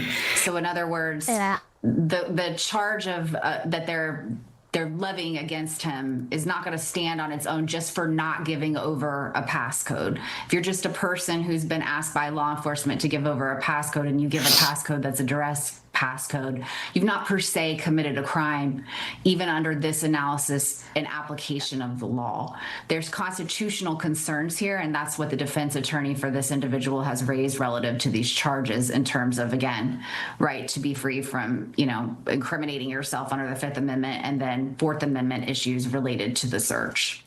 Isn't it fascinating, Whitney, just big picture, to think the fact that 200 plus years after the Constitution was written and those amendments that you're talking about, that we are still seeing new things that come up that really kind of shape our understanding of what those words in the Bill of Rights mean. Absolutely. Maintaining our republic is a constant fight. Especially because, there's no this day off. Have even been remotely contemplated at the time that these constitutional amendments were drafted. But even with case law that we have, which is another way of, making law and interpreting the law, and in addition to statutes in the Constitution, we're not really caught up to deal with all of this. We're constantly going into new areas. And so it'll be very interesting to see, if defense counsel here for this individual are able to win on any constitutional challenges, both generally as it would relate to any person in this situation and as to this particular defendant as well, and what the impact of that will be, or if we're going to start seeing more discretionary choices by DOJ and other prosecuting authorities with regard to charging this when people are using these sort of options to delete their devices' contents. It's going to be an interesting case to follow, and it's going to be interesting to see how folks continue to kind of use some of these new technology and new things that are out there, and kind of the evolving nature of just all of this. It's a lot of interesting questions. Whitney Bone, we really appreciate your perspective and your expertise and sharing that with us here on Florida Live today. Thanks for having me. Yes. Oh, there you go. So what do you think? I think that the case as it's presented to us doesn't really have much of a chance of getting off the ground. There's really strong constitutional arguments that can be made in both reference to the Fourth and Fifth Amendments as to why his action of providing law enforcement in lieu of a warrant with a duress password, which wiped his stuff, is... I'd argue it's him invoking his Fifth, and it's not destruction of property because you didn't get it's not obstruction of justice because that was not something that a court ordered you to do, and then, his actions are actually in defiance of a court order rather than the defiance of a law enforcement officer asking for you to violate your own rights. Yeah. We'll have to keep an eye on it and see where it goes. Yeah, I'll definitely. I am kind of the opinion you should be allowed to do this. Yeah, no, I'm sure I'd have to look into it, but I'm sure we've had similar cases in terms of like wiping hard drives and stuff like that. I don't think it should be treated that much differently. I think one of the big spots that's going to come into question here, though, is that even though he gave them the password, ultimately they're the ones that entered it. Yeah, they're the one. Yeah, that's the thing. Right, no warrant, no entry. Exactly, Red River. That's. And then thank you, it's Internet pretty simple, Zen. man. What I'm hearing is the Leos were going on a fishing expedition. The defendant gave them a booby trap passcode instead of saying lawyer, and now the DA is mad and going with evidence tampering. Yeah, pretty much. Yeah, that's exactly what happened. The Leos went fishing. The guy set him up for a trap. They fell for the trap, and then they surprised Pikachu face, and the DA is pissed about it. This case is ultimately going to be more about whether the trap is allowed or not, and less the actual evidence tampering. Because as the lady said, you can't say there was evidence tampering when you didn't have evidence of anything to start with. Exactly. What evidence was tampered with? Oh, well, we don't know because it's gone. It's like, okay, well, if you don't know what evidence was tampered with, evidence wasn't tampered with. Yeah, the absence of evidence is... And it's not like Pulp Fiction or Boondocks. You can't say the absence of evidence is evidence itself. No, it's not. The absence of evidence is no evidence, so get the fuck out. Exactly. Crazy how that works, right? Sparky, thank you for the next 2. This person was also protesting this police department. Fair. Okay. Yeah, that is a problem. That is a problem. Because now the cops are after them, and there's a conflict of interest there, and that makes it messy. I'm gonna pull this up, and I'm gonna screen share with Ava. Oh shit! I accidentally closed it out of Watch Together. There we go. Let me. Meanwhile, we are. Where am I? Stop it. Okay. Open voice. Oh, okay. Here we go. This freaking nightmare. Oh my god! I haven't read any of it, by the way. I think I read like 2 lines and instantly went, "This is wrong. This isn't a lawyer." But let me see if I can pull it up really quick. So it was made by this person, Jake Light, VTuber lawyer. And by the way, their pinned is from a year ago saying they're moving to Blue Sky. Which, by the way, welcome back from Blue Sky. How'd that permanent move go? And just to point out, yes, I am in fact blocked by them. Yeah. But they put out this a couple weeks ago, and we figured we'd Guide cover to it. Ethics and Legalities. By a quote-unquote real lawyer. I hate it so much. You know, this is... no, we're not going to get into that yet. Yeah. So, here's important parts, right? Or to me. Topics are color-coded with different levels of priority. They have high priority, medium priority, and low priority. So, keep in mind what he considers a high priority issue and what he considers a low priority issue, because his priorities are fucked. Like... But see just how fucked they are. What is ethics? I originally made this guide on the presumption that most people know what ethics are, though some clarity is warranted so we can all view this document as clearly as possible. Ethics is a set of moral principles that determines what actions are considered right or wrong, but as we all know, where, why, and how we each reach our set of moral principles to follow differs to a vast amount of factors, scientific knowledge, politics, religion, culture, tradition, personal experiences, etc. However, so one of my chatters just asked, since when do lawyers care for ethics? There are actual ethical rules that if you violate as a lawyer, you absolutely can have your license barred, you're sanctioned, you can't practice law anymore. But it's not the same kind of ethics that this individual is talking about.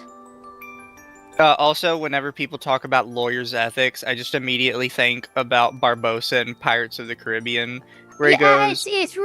They're more like guidelines. They're more like guidelines, and yeah, you don't want to be caught violating them because that's how you get in trouble, but, you know, it doesn't... That's how you get shot by Captain don't get caught. Yeah, exactly. Yeah. It's like, sorry. Ethics is a very loose, broad term in terms of lawyering. Yeah, as long as you don't get caught, you technically didn't do anything ethically wrong. It's never a war crime the first time. Yeah. in that sense, like with lawyers, it's not real ethics, because ethics are supposed to be like an actual moral framework you uphold and believe in. With lawyers, it's more of like, yeah, legally we're supposed to do this. Yeah, and don't get me wrong, there are a lot of lawyers who take those ethics very seriously, and they approach it very ethically. But ethics is more like rules for us, because it actually, like us violating ethical rules in the bar can get us disbarred, which means that they're not really ethics anymore if there's something that's enforceable behind them. Now that's just a set of laws. He continues, however, in order to live harmoniously in any community or public space, we have to compromise certain personal biases or beliefs to achieve that, and it's the same in the space created by VTubers and or content creators. So this is something I have to disagree with, because the thing is, if your ethics are flexible, then they're not really ethics. And it's something I kind of get on a lot of people for. It's like, oh no, I really do believe this, except when it applies to somebody I don't like, then I kind of just stop believing in it. If you have exceptions to your morals or your ethics, then they are not morals and they're not ethics. Yeah. That's the whole point of it. It's like being a paragon paladin in D&D. You are not supposed to be flexible. Being flexible in the rules and the ethics that you actually follow mean that you lose your fucking powers and shit. That's how final that the term ethics or moral should be. When it comes to ethics and morals, it very much is black and white. And then to the purpose of this part of the guide isn't to tell you what to think is right or wrong, but what most people in this type of space usually do. So what if I don't agree with certain ethics/moralities? You don't have to. Whether it is coming from me or from other people or sources, you are your own person and are allowed to stand firm on your beliefs and perspectives. My goal for this guide is to make sure... So we can just delete everything above then. Yeah. Sorry. My goal for this guide is to make sure VTubers or content creators are not harmed or suffer consequences that they could mitigate or avoid, to make sure people are happy and safe with any type of individual or activities they encounter. As much as I want to be unbiased, of course, there will be opinions based on my personal and other people's experiences, which you can conclude to be wrong or inaccurate. Oh, so you're adding hearsay in your legal inspired document, huh? Basically, just take you for the two. Basically, don't do anything Nick Rekieta did / that. Yes, exactly. If you are unsure... If you are unsure to consider the statements written in this guide, then I would rather you look elsewhere for more reliable help. I genuinely don't know what you're trying to say. You don't have to agree. You don't have to agree with me, so you don't have to listen to anything like that. But if you don't agree with me, get the fuck out of here and read something else. Thank you, Internet Zen. It says, hearing the word ethics gives me Gamergate flashbacks. And ethics in game journalism. I've been triggered with core memories here from like 2013.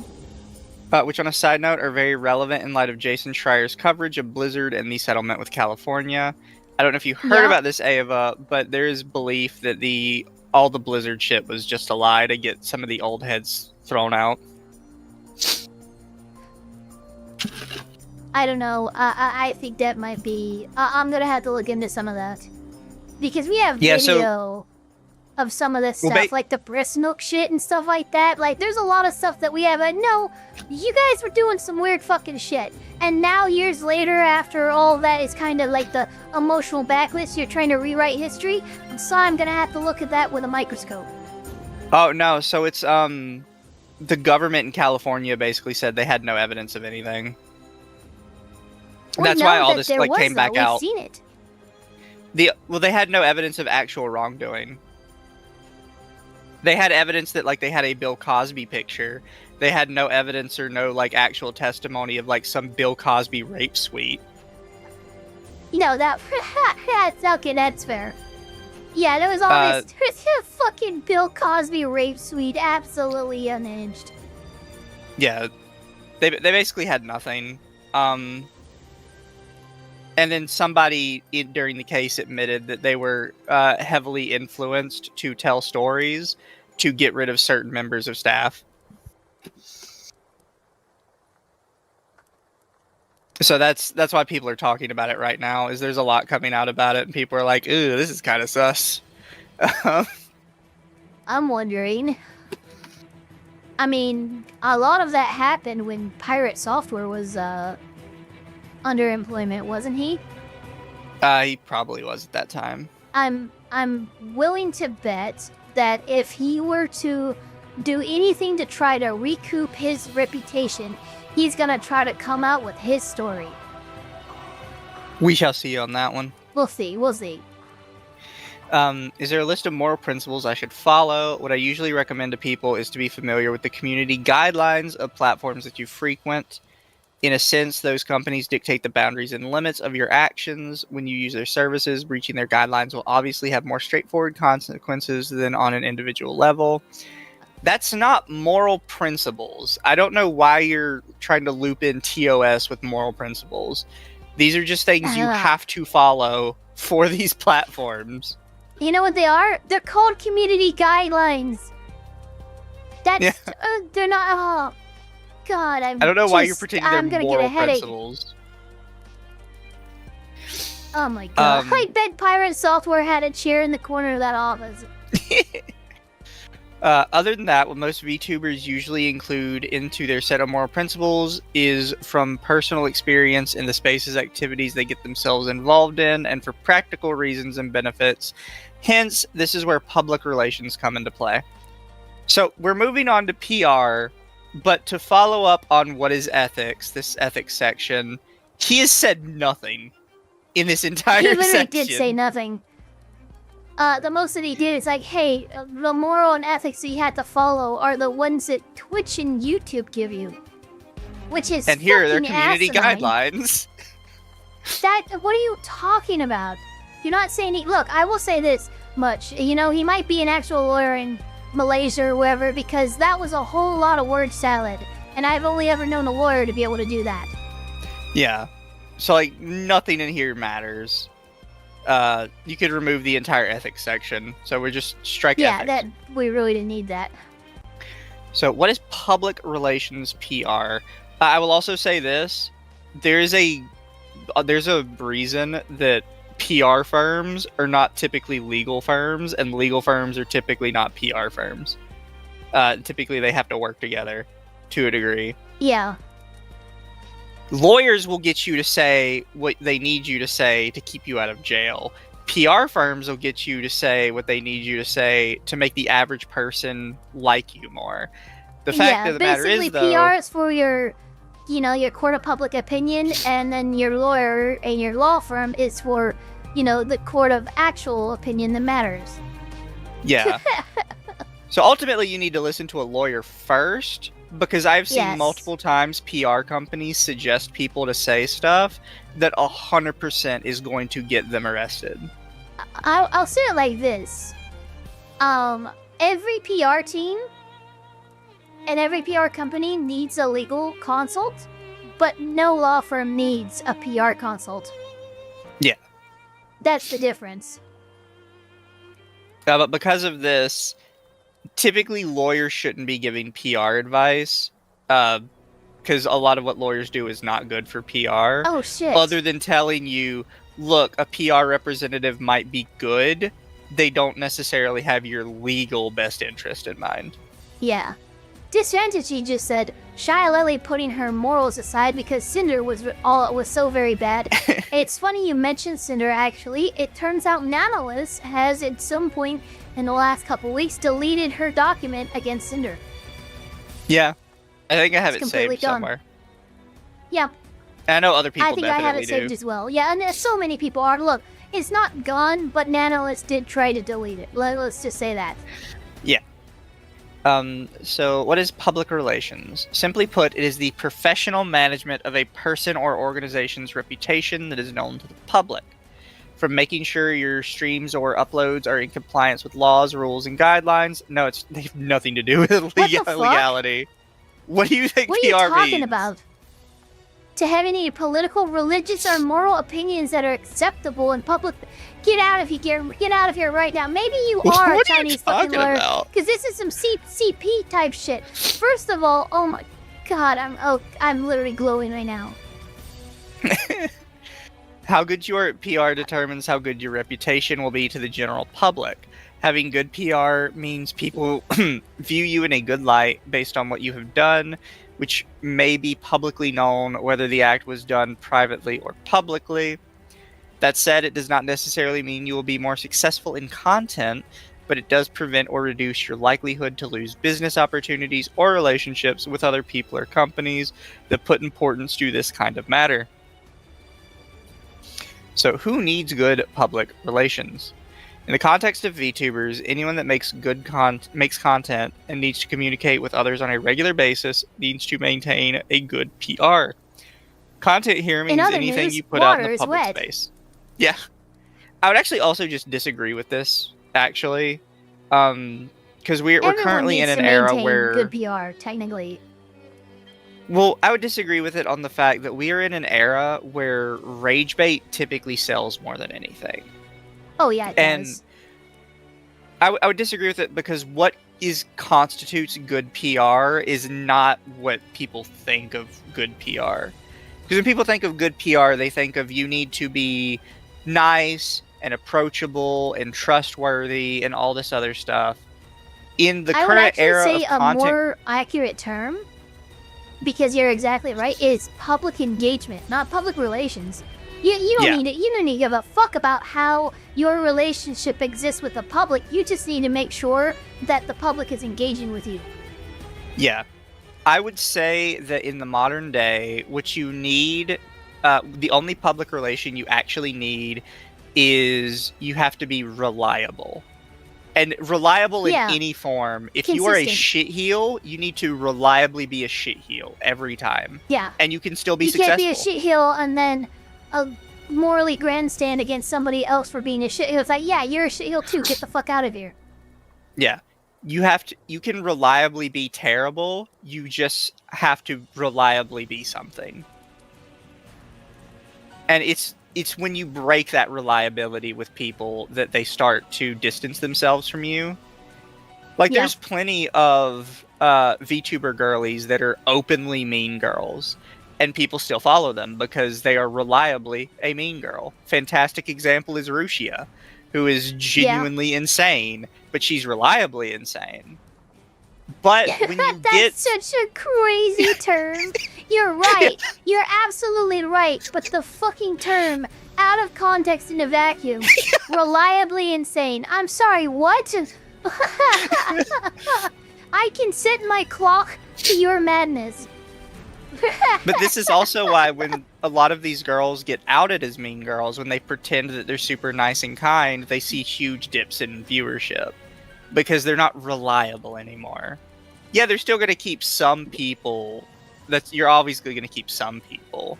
But they see the huge dip because they've lost the reliability. Yeah. Well, another big thing, too, is the most... What would be the word? The most, self-ending move to a career is appearing to the public like any kind of a hypocrite. The one thing, it doesn't matter what kind of human you are, unless you're sick, the one thing we all can't stand is a hypocrite.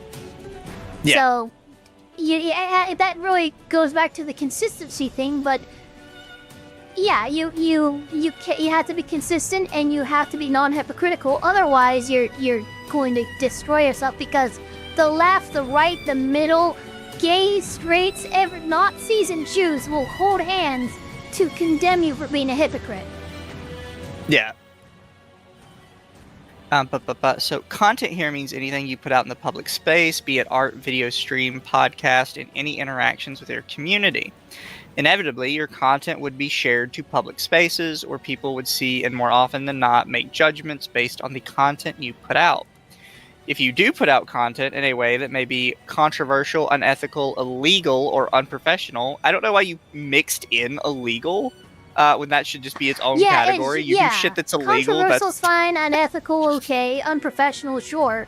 But illegal is the only one that has firmly crossed a line here, where none of the other examples cross that line. That's fucking crazy. Exactly. You're putting unethical or controversial content on the same level as, hey, I just killed my neighborhood friend. Watch me fucking give me 40 likes and I'll kill his dog too. Yeah, that's plainly illegal, but it's not as bad as, oh, hey, I like lolly show content. Yeah. Chances are those people making judgments will start making public allegations against you, aka call-outs. That is not necessarily how those work. I'm not saying people don't make call-outs about people they don't know. Most of the time, call-outs are people that were, like, directly connected in some way. Chances are those people making judgments are going to, in fact, violate the law themselves, really. And why is that my concern? If somebody else decides to cross the line of legality and defame me because of what they think I am doing is wrong. Also, if you do not resolve the next two. I am reliably an asshole. Yes, I know. If you do not resolve these call-outs in a professional manner, there's a high probability that it will further negatively affect your reputation, mental health, and your future career or interest as a VTuber. The problem I have with statements like this is professional comes with like a specific understanding across most people. Handling call-outs in a quote-unquote professional manner in the streamer sphere is not the same as an actual professional manner. Yeah, most professional manners to handle call-outs is quite literally ignore it, because if you don't ignore it, you're fucking stupid, and now the company's probably gonna throw you out on your ass because they don't want that kind of PR. Because ultimately, like, everybody thinks you have to address a call-out. Ultimately, you usually don't. There's a couple rules, right? If the call-out alleges something illegal, and you actually did it, and they have proof you did it, your only option is to not address it. Because trying to justify yourself is going to fuck you, and possibly make admittances that could later be used in a criminal case against you.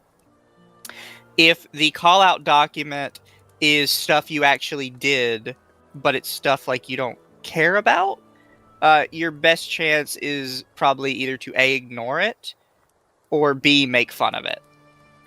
And if the call-out is just complete bullshit, you did not do anything in it, your best bet is actually not to ignore it, it's to make fun of it directly. Yeah, pretty much. And be like, ah, look at all this dumb shit they said about me, lol. Yeah, I mean, when it comes to an actual, like, I've seen, maybe, I can count on one hand, the number of YouTubers I saw who came out with a response to a quote-unquote call-out that was actually good. And all of them have a common theme.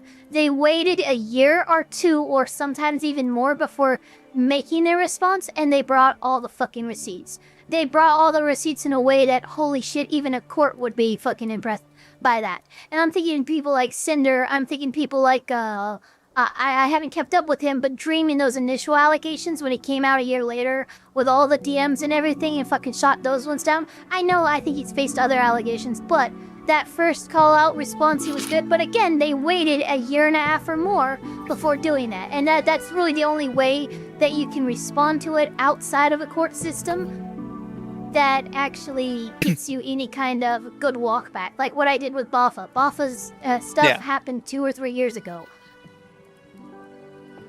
Thank you, Internet Zen. Where did this guy get his degree? Egypt's sham university. Given known asshole Nuxtaku has an audience despite his slow changes in content, good PR is overrated. You know, PR in the content creator sphere is not what people think it is anymore.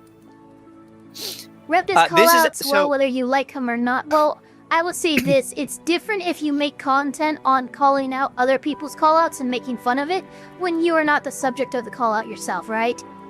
Yeah. Mizu does that plenty with his audits and stuff like that, his enemy audits, Under the T. You know, that's fine to make content with, and yeah, he can be good at that, but I've seen Rev handle direct call-outs far less gracefully than when he handles it for other people when he's not the subject.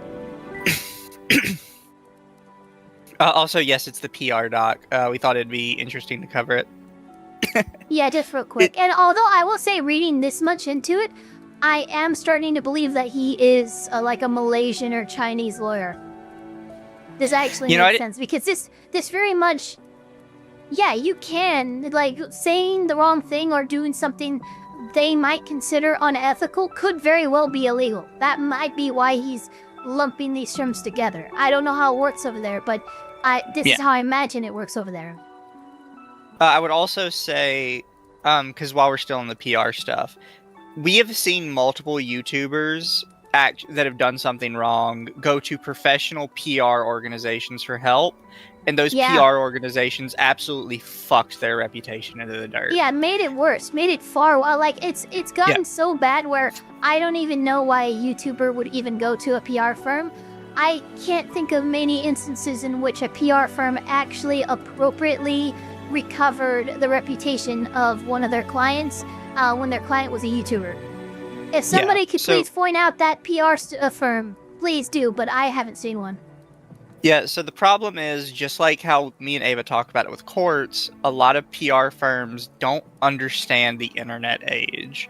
They're still operating under the assumption that, like, somebody took out a hit piece in the local paper on your business, and that if you just go on the internet, say it's apologize for it, and just say you'll do better in the future, all the boomers will come back to your business. That's not how it works on the internet. On the internet, when you come out and you do something like that, the only thing people see is the first line where you said, I did it. And that's the only part they care about.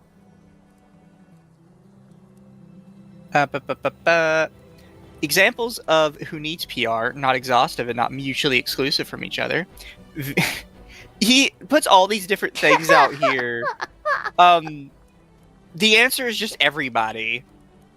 And I don't mean everybody like that makes content creation. I mean everybody. No, everybody. Literally everybody. We are good social public creatures relations by is good design. in general. Yeah, it's just fucking good. Like, oh, VTubers that do this thing. So just some examples are that interact with other people in public, actively express political, religious, or moral views. Main content focuses on helping and supporting other VTubers. Have influence over a sizable community. Do not have high mental fortitude. And that may be easily tricked or exploited by others.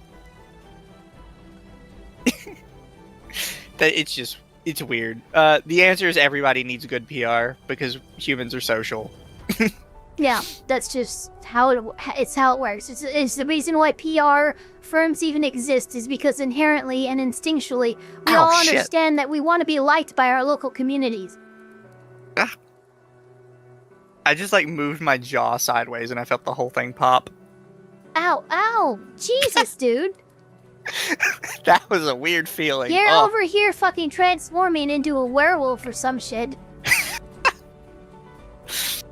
How to maintain good public relations. This is the ultimate question, where we need to preface again that we are... Shut up. We're not experts on this subject. Who are you, an anime protag? Yeah. What the fuck? Our answer may not be agreeable with you for whatever reason you choose to believe. That said, we have some general approaches / perspectives that may help you get in the right direction of maintaining a good public image. If your platform has become so big that your content has expanded to involve other people working with or for you, or that you have become part of a bigger group of content creators on a legal contractual basis, then perhaps you might need to hire an actual PR expert to consult on matters. Thank you for the head pats, by the way. Alright, we had to pause immediately. Well, you don't actually have to pause. I forgot it's being written out. But, if you are a part of a company that has you on as a talent, you don't get to hire a PR manager. The company might, but you definitely don't. The company is your PR manager. Yeah, what the fuck are you talking about, dude? That a company would lose their shit if they found out that, oh, hey, as a talent agency, we act as your representative. Yeah, well, I have my own representative to represent my interests in this representative company. Stop it. Where are we? Exactly. So this is where we get into low, high priority stuff from him. Oh yeah, here we go. So making genuine connections or friendships with others, high priority. There are no friends on the internet. Yeah. Sorry. Success of a VTuber in the current market mainly strives on networking and making connections with other VTubers because you can't reach far in getting your name out there by yourself, so it's always best to join or form a community to support each other. I'm going to tell you this is wrong, depending. So this is a mistake I think a lot of people make, and you hear it with like Twitch and larger creators, is they say, well, collabs are the way you grow now. So from what I have observed from like watching everybody go from big to small and whatnot, networking only helps if you network with somebody who is ridiculously big already. It's like if two businesses that are like local mom and pop shops partner together, maybe they send a little business each other's way. That's kind of decent. But if mom and pop shop partners with like Amazon, and suddenly they're getting front page ads on Amazon, then that's actual growth. That's actual like explosive growth. And I think in it's that about the same share with too. VTubers. Yeah, in that share too. No, it's not about making genuine connections or friendships with others. I'm sorry. If you are a content creator and you are doing this to make money, it's not your collab mates and all of that. It's good to be friendly with them, but they're more like co-workers than genuine friends. And sure, some co-workers might end up being genuine friends, but it should always be first and foremost, how can this help me?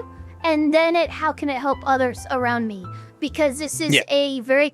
Look, PvP is enabled in this shit, okay, guys? Being a content creator is not kumbaya, let's all hold hands and fucking lift ourselves up. It's quite literally who can claw their way to the top first. You need to keep this in mind because everybody else is going to be coming at it like that, and even he says like himself. Unfortunately, this also means that many do use the promise of friendships and support for their own benefits. That is the foundational. That is the mindset that you need to be operating with. It would be lovely if humanity was perfect and we could do things all positive like, but that's just not how the world is. Yeah, and I would also add to my previous point a little bit is, having like a group of friends is great. However, I've watched multiple VTuber groups, grow and falter like over the years. When you have a group of a certain size that is consistently collabing together, what actually happens is not everybody grows together. It's typically one or two people in that group sort of rise to the top, and then everybody else is just kind of a part of their group. Yeah, that's I think a really good example of like currently existing large people that do that would be the Vanos Gaming crew and Russian Badgers crew. Because you can think about exactly what I just said. You refer to them as the Vanos Gaming crew or the Russian Badger crew. You typically don't refer to them by their individual names. Yeah, exactly. And it's kind of like, this is where I actually like the term orbiters and stuff like that, because what happens is, they all started out as like these little rocks, but one got so much fucking mass so quickly, they're planet size now, and you have they're still friends and stuff, but now they are nothing more than moons orbiting the larger creator. Yeah. There's nothing wrong with that, but it's just kind of physics.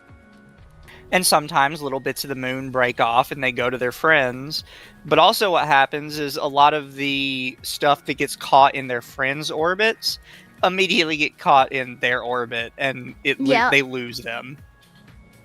Yeah, there's a gravity when it comes past a certain threshold as a creator. When you have a certain follower, at that point, it's like, I'm sorry, when you're Asmon size, when you're, God, I hate everyone I was even thinking of to mention, but any big creator is just they're gonna have orbiters, and those orbiters are going to be invariably all their online interactions, friendships, group dynamics, and everything it's gonna end up back at that big planet, that big creator. Yeah. Like Channel Awesome. Yeah, like Channel Awesome. Like everybody really just thought of like the Nostalgia Critic. Even to a lesser extent, like things like Legends of Evantris. Oh, that's the D&D with Chuckles. That's how everyone knows Legends of Evantris. There's a lot more involved with it, but it's Chuckles, it's Klutzies, it's usually Michael, I think is the guy's name. His characters get a lot of attention, but everybody else kind of seems to just be hanging on while he rises. And they even make jokes about it during the sessions. Like at one point, I remember he made like a random Chuckles impression, and somebody at the table said, "Oh, well, there's our TikTok clip for the week." Yeah, exactly. There's one point where they have it on the roll table. It's like, "Oh my God, Michael, can you be Chuckles for me?" And he's like, "Oh my God, guys, you can't believe it. YouTube engagement is down. Well, I guess we need more clicks and views, so I'm back here from, how many stairs I had to take from Drews." And so they're literally now, Chuckles is like this tired, that dead horse that Legends of Evantris consistently has to beat in order to maintain their popularity. It's not something they enjoy, it's just how creators and characters get popular. It's just how the dynamic ends up forming again and again. It doesn't matter what group you look at. JonTron and all of them and the Game Grumps and stuff like that. It ended up being revolving around a couple bigger creators. Side-scrollers, to a lesser extent, I kind of know, Craig, Blabs, and Phoenix seem to be all, constant to me.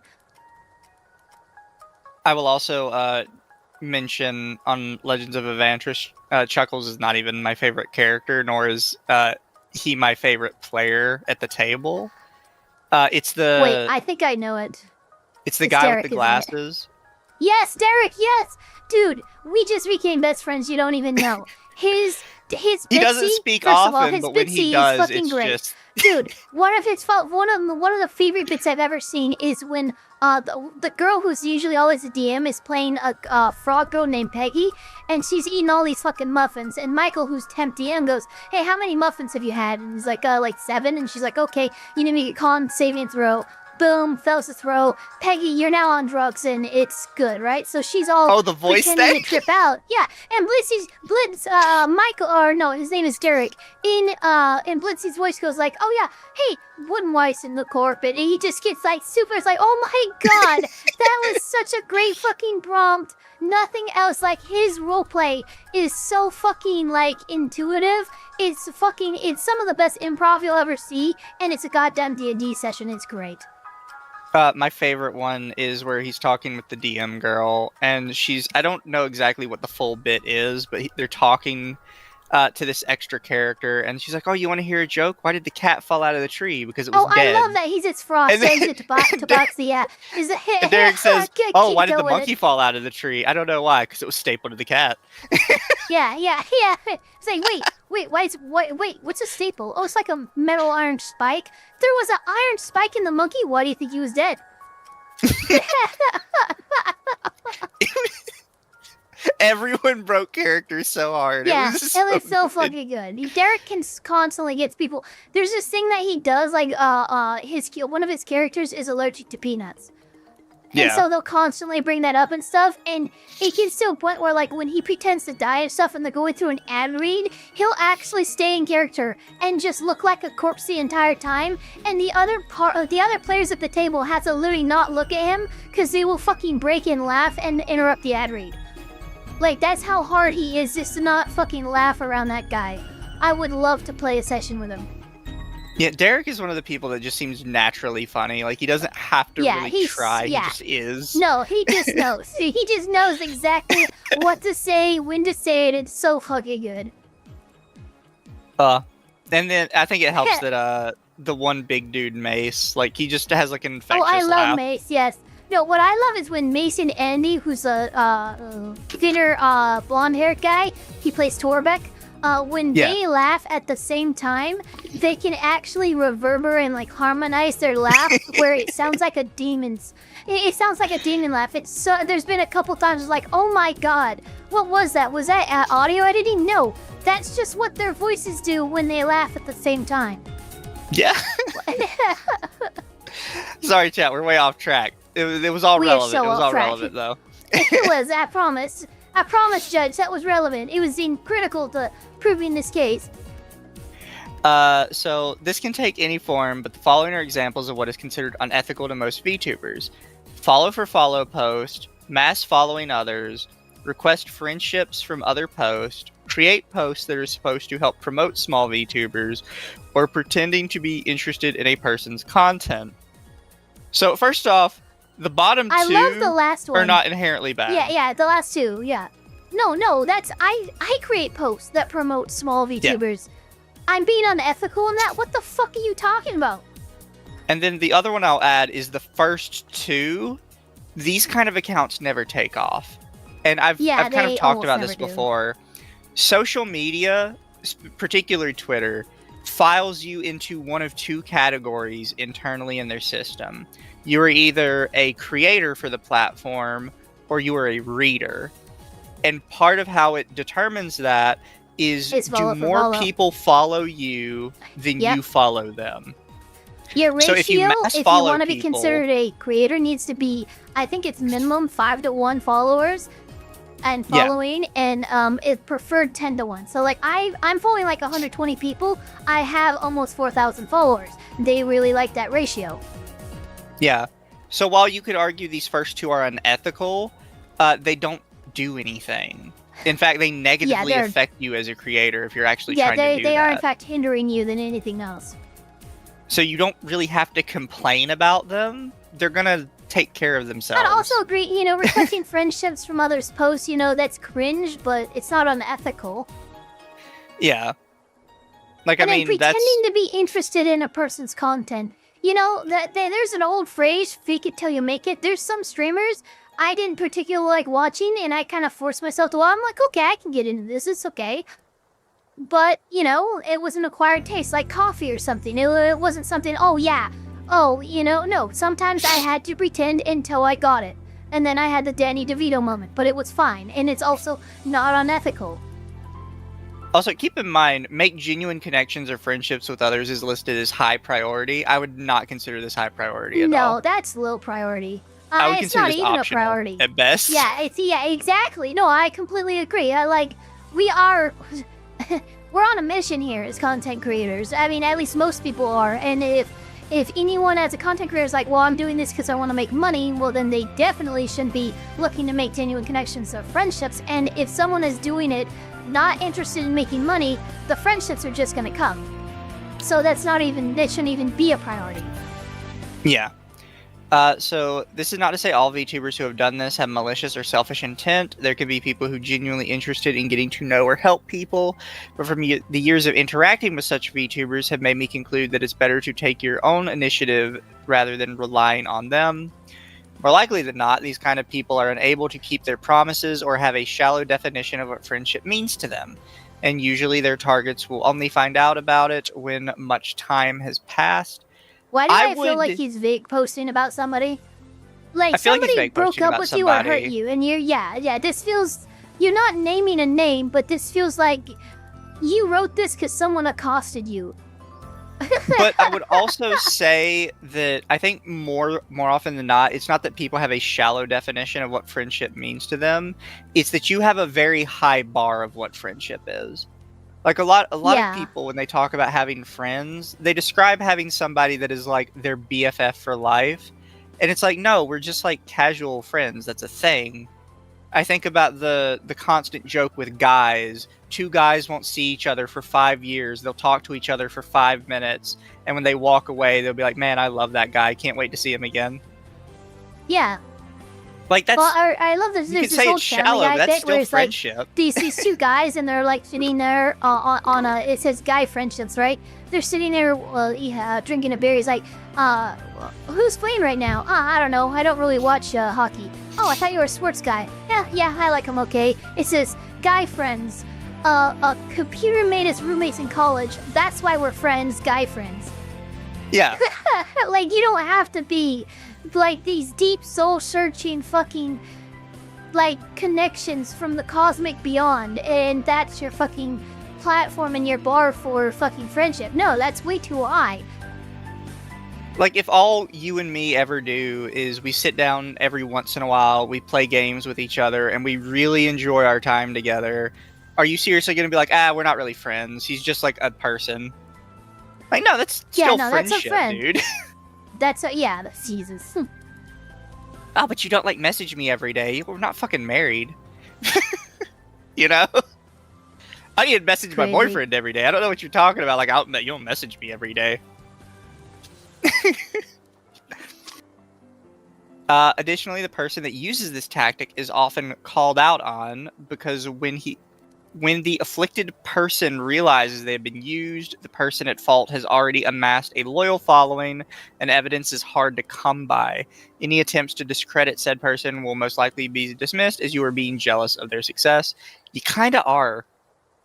Yeah, the reality at is, that point like, you absolutely are, especially if you don't have any evidence.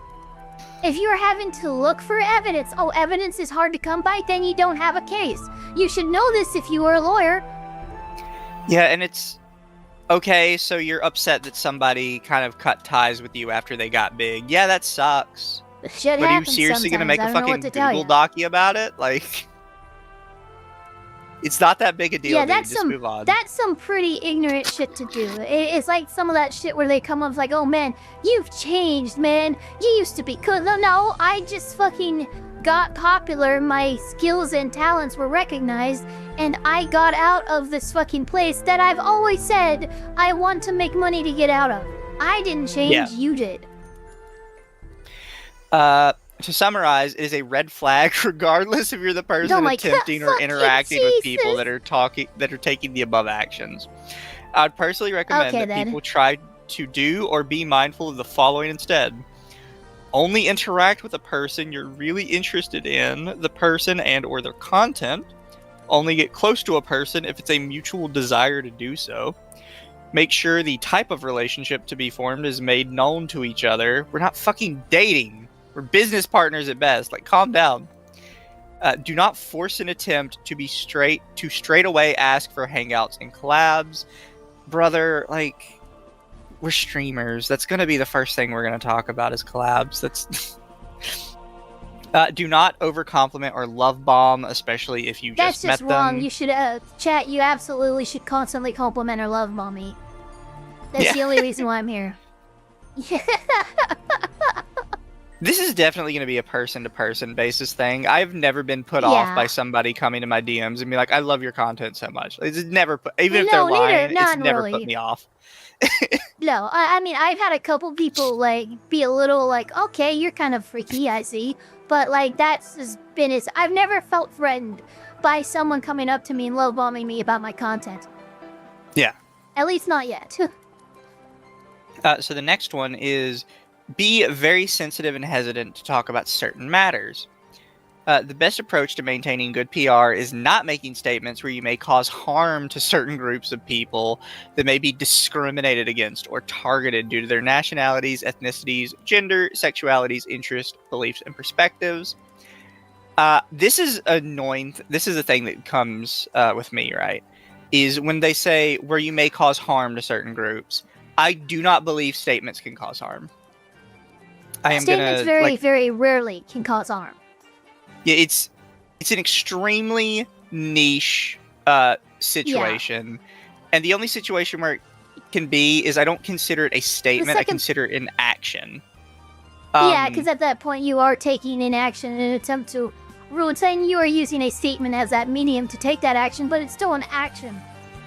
Yeah. But, like, generally speaking, statement like, look, I'm sorry to whoever this is, you know, they're not an American lawyer, but here in America, we're kind of built on being assholes and our statements being what they are and us not getting in trouble from any government or larger body group over what we fucking say.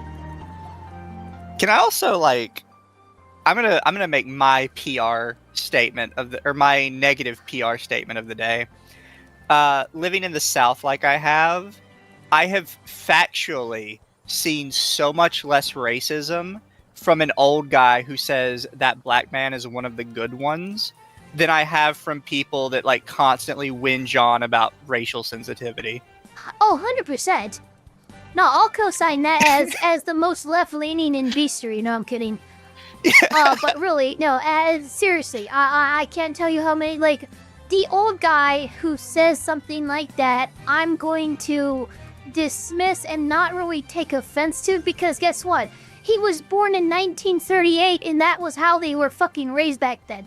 There's gonna be a certain change of vernacular terms and stuff like that, but he's not making those statements with hate or genuine fucking, like, poison in his soul. No. But you, who are always going off about all these fucking injustices and how this is bad and how this is bad and how you can't be racist against white people. I'm sorry. That is far more racist and far more rooted in hate than the old guy who's just not using the right terms. Yeah. Like, it's so funny to me. And it goes along with the, like, don't make these statements where you cause harm to certain groups. I don't care. They could feel harmed all they want. Everything's gonna, like, if you really dig into it, anything you say about a group can technically be harmful to them. You can always make an argument that oh yeah, there was some kind of harm, but unless it like meets the standard of like defamation per se, you know, like I'm making a factual statement saying that this person committed this crime when that never happened, and it actually damages someone's reputation. And again, that's not damaging you, that's damaging your reputation. A statement cannot physically damage you. It just can't. And if you let it mentally damage you, honestly, that's kind of on you. Thank you, Wolfsbane, for the 2 supers. One is Will Chuckles and Bitsy. Derek is the king of improv. I love and the Bitsy. other one is Derek did go to clown college. Did he? Yeah, you know what? That makes sense. I love his klutzy version too. And then It's pretty good. Thank you, Internet Zen. Says, classic guy friendships. I know several guys at my LGS by sight, but I will need at least 5 times before I remember the name. True enough. There are people currently at my work who I talk to every day, and they literally wear a badge on their front that has their name on it. I could not tell you their names. Yeah, that's I literally. God, guy friendships are so simple. Like even the last gal pal that I had with me, like it just fucking turned to shit because I swear to God, girls can't be friends long term. They just can't. I'm sorry. I refer to all of them. No, I have 2. I have 2 that I've known for longer than 5 years, but we don't talk very often. Is the thing. I refer to all of them based on something I specifically, like we've talked about. Like one of them plays Destiny a lot, like the So he's the Bungie Destiny game. guy. Yeah, no, I refer to every time I talk to him. I'm like, hey, are you still in an abusive relationship? Yeah. Okay. Yeah. Cause that's what Destiny is. I've never said his name. I always say, hey, still in an abusive relationship, and that's how the greeting. That's how the conversation opens. Name. I still have to think about it sometimes. That's just how we. Yeah. All the guy chatters in my chat right now, which I don't think I have any female viewers really, but everyone's saying, yeah, I don't know. I never use names. I forget names after 2 seconds. I use physical descriptors. I will call you Baldy.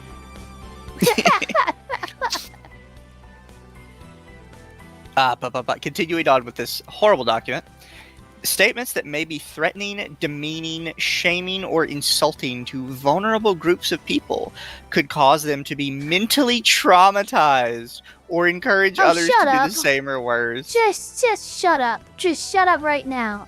Because again with this weird fucking choice of words, threatening again is the only one that's crossed a legal line where everything, okay, you can demean someone, it's not illegal. You can make him feel bad, it's not illegal. But threatening actually is illegal. Why are you associating these legal things with the one, like, serious thing? I don't like that.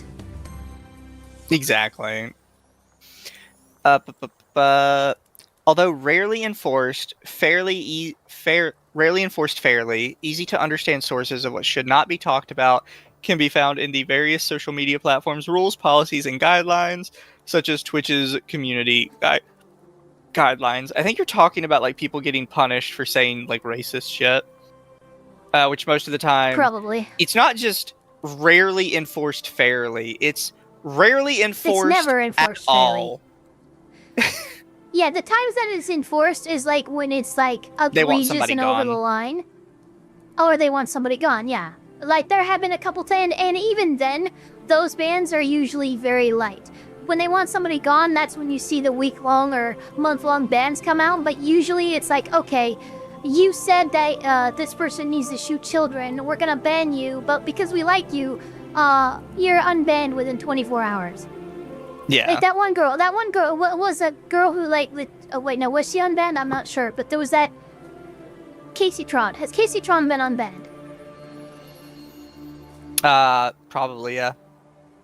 Yeah, that's kind of what I'm talking about. But there'd been no, or was it Extra Emily? It was somebody who like did something pretty blatantly illegal and like got banned for it, and then unbanned shortly after. I'm like, wow, so breaking the law only gets you a day or two ban, really?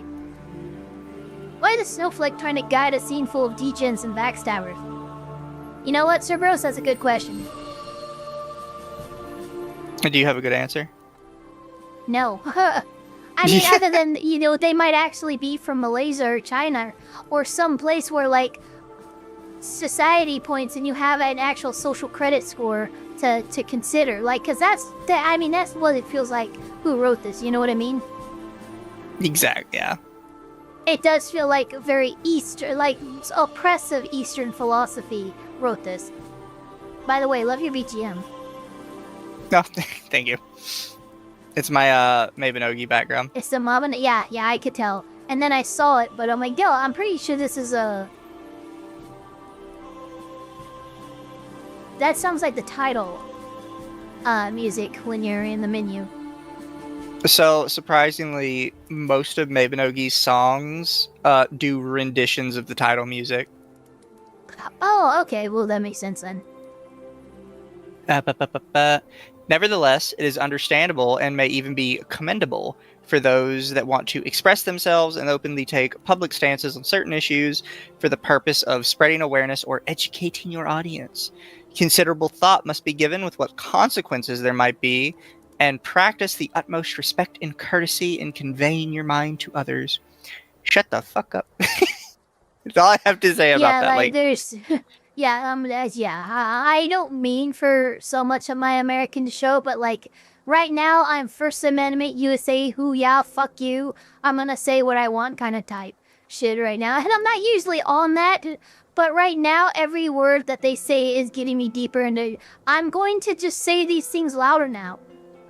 Despite you.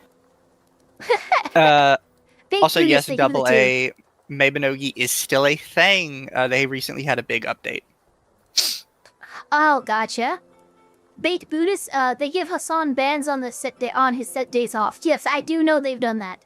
Because he doesn't stream on weekends, and they gave him like a weekend ban. I'm like, oh my god, I just don't They literally coordinate with him. There's so much rage. Yeah, you know how crazy it is? Like, for a platform to coordinate with you when they're punished. Oh, what days off would you like to have so we can just ban you during those days? Like, that doesn't happen with any other creator platform relationship. That's fucking crazy. Yeah. So this is the part where we start getting into like, wow, you're really stupid and don't know what you're talking about. Because they say, consult a third party's unbiased opinion, low priority. What? Low Look, I'm gonna tell you right now.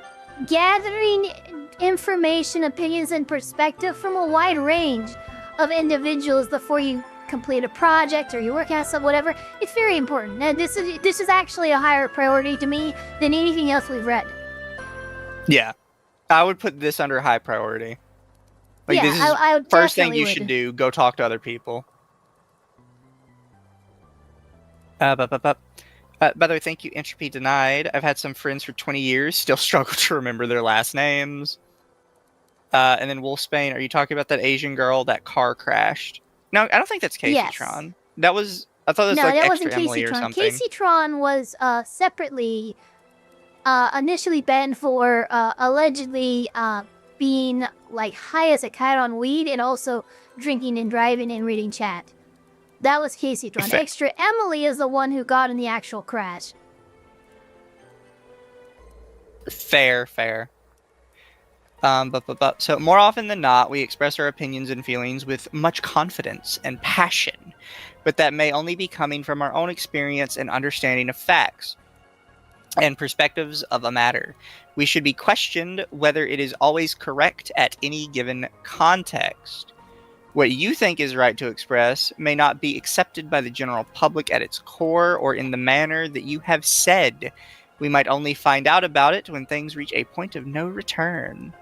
Which is why when you are about to express certain opinions that may tether on being controversial, unethical, or illegal, it is good to practice first speak to someone that is unbiased to the matter to which you wish to tell in the public or even private.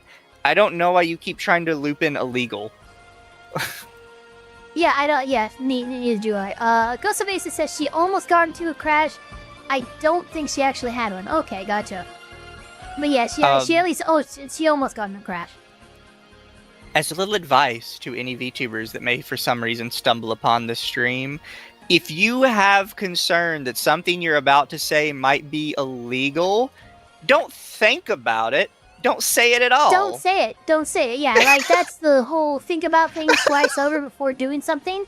And if there's even a thought, you know what, this might be illegal, it shouldn't. You should be hitting delete and fucking forgetting the idea, because there's not a whole lot. I mean, there is some stuff that you can put online that is illegal, but there's not that much really. That's not degenerative and like inhumane. So it shouldn't even be a thought of like, oh no, this might be illegal. Should I post it? Let me ask this random third party. And not a lawyer. When it comes to legalities or illegalities, you should be talking. If you're gonna talk to anyone, talk to a lawyer.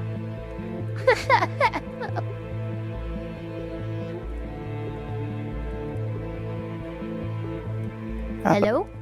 Oh, there you are. They may provide you with information or perspectives that you have never considered. For example, the bias that might be blinding you to the actual truth, the sensitivity of the matter, the importance or risks of expressing the opinion. I hate the way he phrases a lot of this. It also kind of feels like it's a English second language, like this was translated or something. Like, just the structure seems very odd for a native English speaker. But again, I would consider this high priority. You should probably be... I've mentioned this before. Sometimes, like, when I was first starting Twitter, and I would make, like, a tweet I thought was controversial, I would immediately ask a bunch of my friends, I was like, hey, what do you think about this? Do you think I'm going too far? I still have friends who do that. They'll be like, hey, yeah, like, this it's is a good idea. Fun. You think this is alright? I'm like, yeah, this is fine. And yeah, this is the highest priority thing that they have mentioned, whereas everything else is either no priority or very low priority. Yeah. So the next one is remain calm and collected, medium priority. No, that should always be high priority. We have to remain calm, everybody. Yeah. I feel like remain calm should always be high priority. You should never make a statement without having, like, a clear head. Especially if you think the statement's going to be controversial. I would say that if you find yourself getting to a 6 or 7 out of 10 in terms of anger, you shouldn't even be on stream. Yeah. Like, straight up. If you find yourself getting that upset for whatever reason, you need to take a step back, wind it down, or, you know, duck out of stream because you're just too upset. I don't care, but you should not be operating at that high of a level of emotion where you can very easily say something that ruins your career. Tell what, thank you so much for the 5. I think I remember Mizu saying on another stream that the guy is a Malaysian real estate lawyer. So yeah, ESO is definitely a probability. Yeah, just some of the way that he's like, where is it? When he said the opinion, I'm like, that feels like a translation error more than anything else. Yeah. Thank you, Internet Zen. Mentally traumatized. Maybe it's because I grew up in the Wild West days of the net, but this get a thicker skin, you snowflake. The internet is not a daycare, the world isn't soft, wear a helmet. No, I personally agree with that. Like, I hate all these people that are like, oh, you could say something that, like, really hurt my feelings. It's like, I'm not your friend. We're not family. We're not business partners. I don't know you. I'm not required to give a shit how you feel. Look, I'm just toughening you up. Like, this is how ninjas train in Naruto. I'm gonna beat up your feelings and hopefully they get a bit tougher. If they don't, well, shit, I don't know what you're gonna do. Maybe go out to the forest and farm chickens or something because the internet is not for you. Yep. So whenever you encounter a situation that may cause you to be in an emotional state, whether because you are provoked or wish to resolve the situation as soon as possible, never make a statement or respond to the situation in that state. If you do so, you're likely to react poorly and say something that may be misconstrued as controversial, unethical, or illegal. Stop throwing in the illegal. Like the illegal? He's actually talking about illegal aliens. Don't talk about them.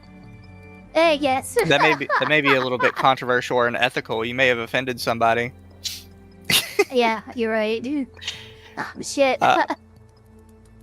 There's nothing wrong with giving yourself time to calm down and think things through rationally before reacting. You may also consult with a trusted person to discuss on how to make a proper reply. Oh, I thought that was a low priority. This guy doesn't know what he's doing. Do not dismiss or ignore... Oh, geez, that's the worst high priority I've ever seen. We'll get to the high priority in a minute. Do not dismiss or ignore all accusations or controversial matters related to you. Low priority. If you have been in an unfortunate end of being publicly alleged to have done something controversial, unethical, or illegal, normally the best course of action is to deny or ignore it. However, if somehow the accuser has shown did he just say something right? He did, and he put it as low priority. He's immediately qualifying it, though. However, if somehow the accuser has shown some sort of evidence that may raise enough suspicion for onlookers to be misled, then you would most likely have to take more serious measures. Whether it is true or false, your next steps are compiling any proof you can get to counter any false statements, and make a formal and professional reply to deny and or make a sincere apology, and take any necessary actions to make amends, and again, preferably together with people you trust to help you with everything.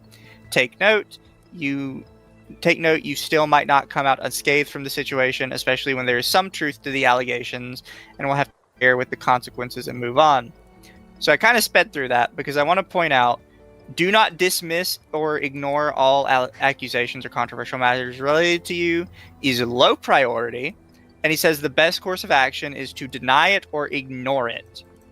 And in high priority, take accountability and give apologies. How the fuck? Where are we right now? Am I in a K-hole? Like, Jesus. Immediately turns on what he just said, and it's like, anyways, we're gonna have you take accountability.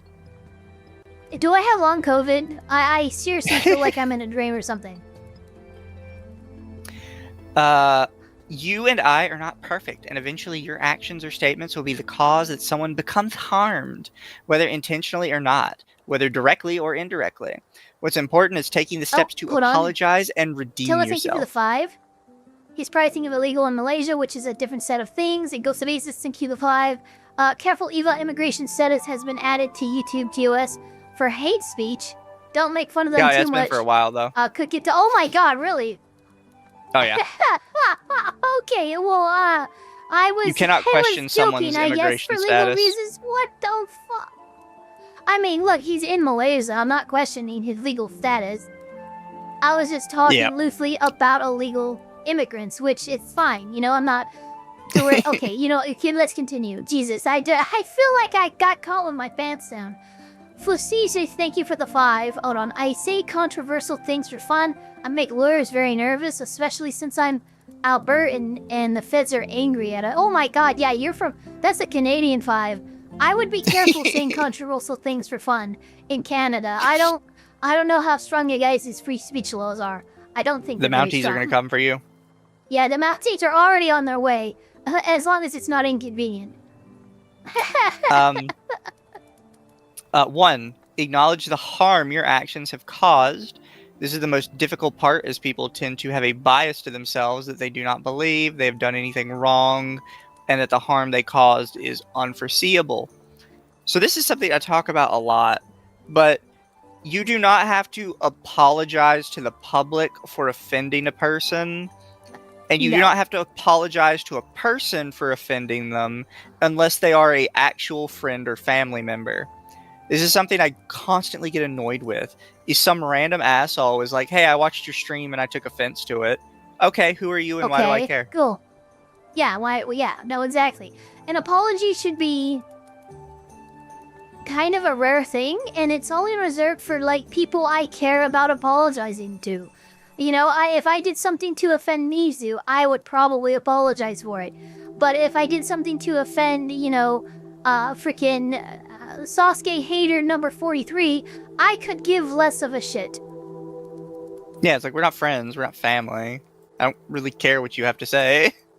Yeah, the public does not need. I don't need to hear your cheers, or no, I don't need to hear your boos. I know what makes you cheer. I'm having a stroke. It's fine. Number 2, do not deflect and or blame to minimize your fault. Else you would be seen as trying to elevate your guilt and lessen your responsibility for the actions you have taken. Well, sometimes I'm not guilty. Okay, first of all, you can't elevate your guilt and lessen your responsibility at the same time, you fucking retard. I'm so sorry. I'm getting physically angry. Yeah. No. Number 3, genuine attempt to change or take action to undo the harm. Verbal apologies or promises to make amends are empty without an honest attempt to do so. Very rarely will any offense taken on the internet require anything other than a verbal apology. Like, you offended me. You need to take proper steps to show me you've changed. I'm sorry. Now fuck off. Like, Sparky's Tech Corner, I'd probably say sorry to you if I felt you needed an apology, but you never do, so. I'm kidding. The following are simplified examples of how not to give apologies. Oh god, he's giving examples. What? What is this fucking document? I'm sorry if you were hurt by my actions. This implies you do not personally believe the affected person was actually harmed by your actions. I'm sorry, but I was drunk high at the time I said that to you. Blaming on your intoxication suggests to the affected person that you are not wholly responsible for what you have done. I'm not gonna lie, if you have an actual friend and your friend is like blackout drunk and says something offensive to you, and the next day you're like, hey, I know you were like blackout drunk last night, but you said some shit that offended me, I would genuinely call you a snowflake. Yeah, like, I would too, because you know that I was blackout drunk, and you're still like it's not like I fucking got in the car and killed a family of 4. I said some words that hurt your feelings that you know I'm not gonna remember, you're still holding me. That's like a girl deciding that she's mad at her boyfriend because she had a dream of him cheating on her. Yeah. No cheating actually happened, you just fucking dreamed it did, and now the guy's in the doghouse, really. Get out of here with this. This is dumb. Like, you know that being drunk or high lowers your inhibitions. And you can't be like, while your inhibitions were lowered, you did something you would only do if your inhibitions were lowered. Yeah, and if the worst that they did is say something that hurt your feelings, honestly, pretty good fucking time then. Yeah. If they were like, chemically altered, and the worst that they did was called you a mean name. Number 3, I'm sorry, but others have said worse things to me and I was fine. What? Providing your own experience to lessen the harm you have done trivializes the harm and the afflicted person has suffered. Sometimes I tell people that because you need to understand the world isn't going to baby you. I love always when people make a stupid statement like that. I like to just imagine a cutaway, a Family Guy style cutaway, where the person's saying, others have said worse things to me and I was fine, and it's literally like a survivor of some tragedy. It's like, yeah, go ahead and tell him he can't say that. I think he went through worse than you when he went through Fallujah. Yeah. It's one of those things when I see it, it's like, I think it's kind of funny. That was so specific. I just saw it. Yeah, it's okay. Well, I just got called out, Chad. I'm sorry, I got the autisms. I just had too many Tylenols, you know. You want me to read that one? Go for it. I'm sorry, but I have autism spectrum disorder, so I couldn't control myself. Excusing any kind of mental illness, illnesses or disorders implies to the affected person that you are not wholly responsible for what you have done. I mean, that's what a mental illness is, but okay. Like, I agree with you can't just blame everything on your autism. Yeah, you can't, because no, there's but a lot like, of people if that my do. autism causes me to not recognize that you were sad when I said that your fucking trading card game is shit, well, I'm sorry, I didn't recognize that. Because part of my disorder is, like, I literally don't recognize social cues. Yeah, it's sarcasm, social cue. You should see when people are, like, casually sarcastic with me, and then I get into some fucking factoid and they're like, I was joking, and now I feel like the asshole, but I'm not gonna get mad at them because of my autism didn't allow me to recognize the social cue of sarcasm. Yeah. Oh, it's... that one's so specific, though. And yeah, I feel, again, this feels like they're vague posting. This is a big vague post about one person in particular. I'm so sorry. Said, oh God, sorry, I have I'm autism. so sorry. Please forgive me. I'll never do it again. I promise. Apologizing frantically does not always help with expressing genuine remorse, but misinterpreted as being performative acting. Okay, so I can't apologize, and I also can't I can't just, here. I'm gonna give you these nails and hammer. I'm gonna go up on that cross. You're gonna crucify me, and hopefully then my contrition can be conveyed. God, like, what do people want? Here's the thing with frantic apologies, right? Because some people do use it as a manipulation tactic. However, if you ask somebody for an apology, and your immediate assumption when they do it is that they're manipulating you, you never wanted the apology. You were never going to accept anything they told you. Because you just didn't trust them already. You were just asking for the apology just because you wanted it. Yeah, and then you didn't even want the apology. Yeah. Like, you're just doing it to get one over on them. If you, like, are immediately assuming the person you're talking to is manipulating you, there's no reason for you to ask for the apology. Because you don't believe them anyways. Yeah. Dust of Aces, thank you for the 2. Question, is it real autism or V2? No, I have actual, I'm diagnosed with autism. And ADHD. I got the best of both worlds. I like to fit in. And I almost started, look, you know how much autism I have? I almost said I had the best of both worlds and started singing Hannah Montana. That's how autistic I am. Artemis says, dishonor on you, your family, dishonor your cow. I love that fucking, that's Mushu from Mulan, right? Yeah. Dishonor on your family, dishonor on your cow. It's not a cow, it's a horse. Number 6. Okay, I understand I was wrong and I'm sorry for my actions that have caused you harm. On the other end, being too emotionalist or using too much formal speech could make an apology feel forced and not said voluntarily. You were literally, like, trying to... What do they call it? You're trying to tone police the apology now. Yeah. This is kind of crazy.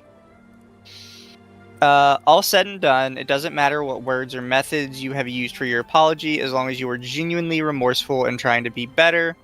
No, Remember clearly the goal not, of because, okay, I understand I was wrong and I'm sorry for my actions that have caused you harm.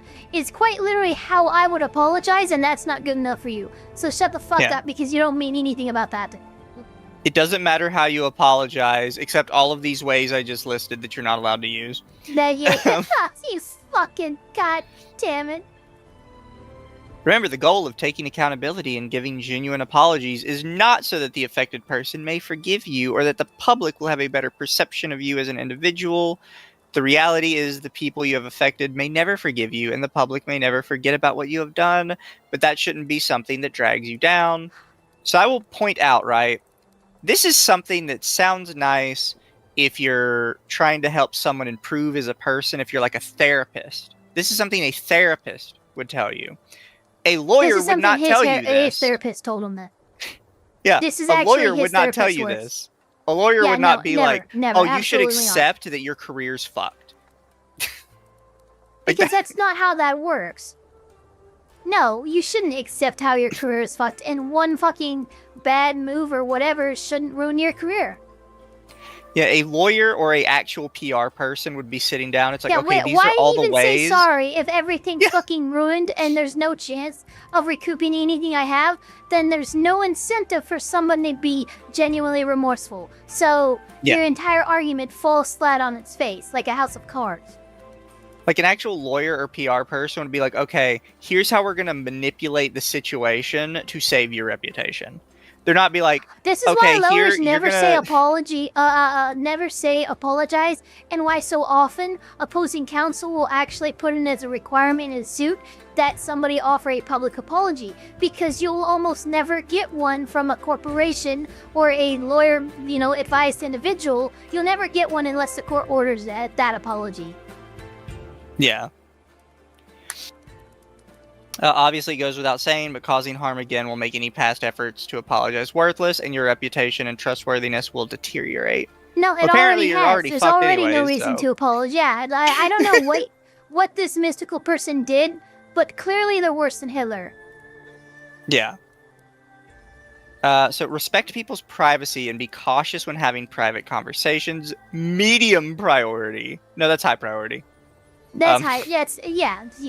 God, that should be the ultimate priority. Actually, this should be like S tier priority. Like absolutely respect of others' privacy and being cautious. Yeah, being like in terms of. We all know what the internet is. We all know how many people have no problem with leaking DMs. And while there is the unwritten rule of you don't leak DMs, let's be real, that's a loose suggestion more than an actual rule. And so. Conduct yourself in that manner.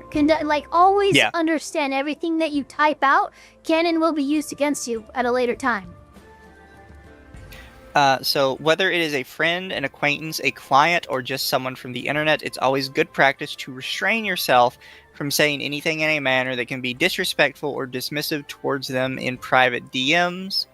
Some people will not always respect your privacy, and there's a chance they will take unethical and possibly illegal actions such as sharing parts of a private conversation in public. So I've mentioned this before because a lot of people seem to think this is a thing. No, you do not have an expectation of privacy in like Discord DMs. In public spaces, yeah. No, you don't. No, even in DMs, there is no expectation of privacy.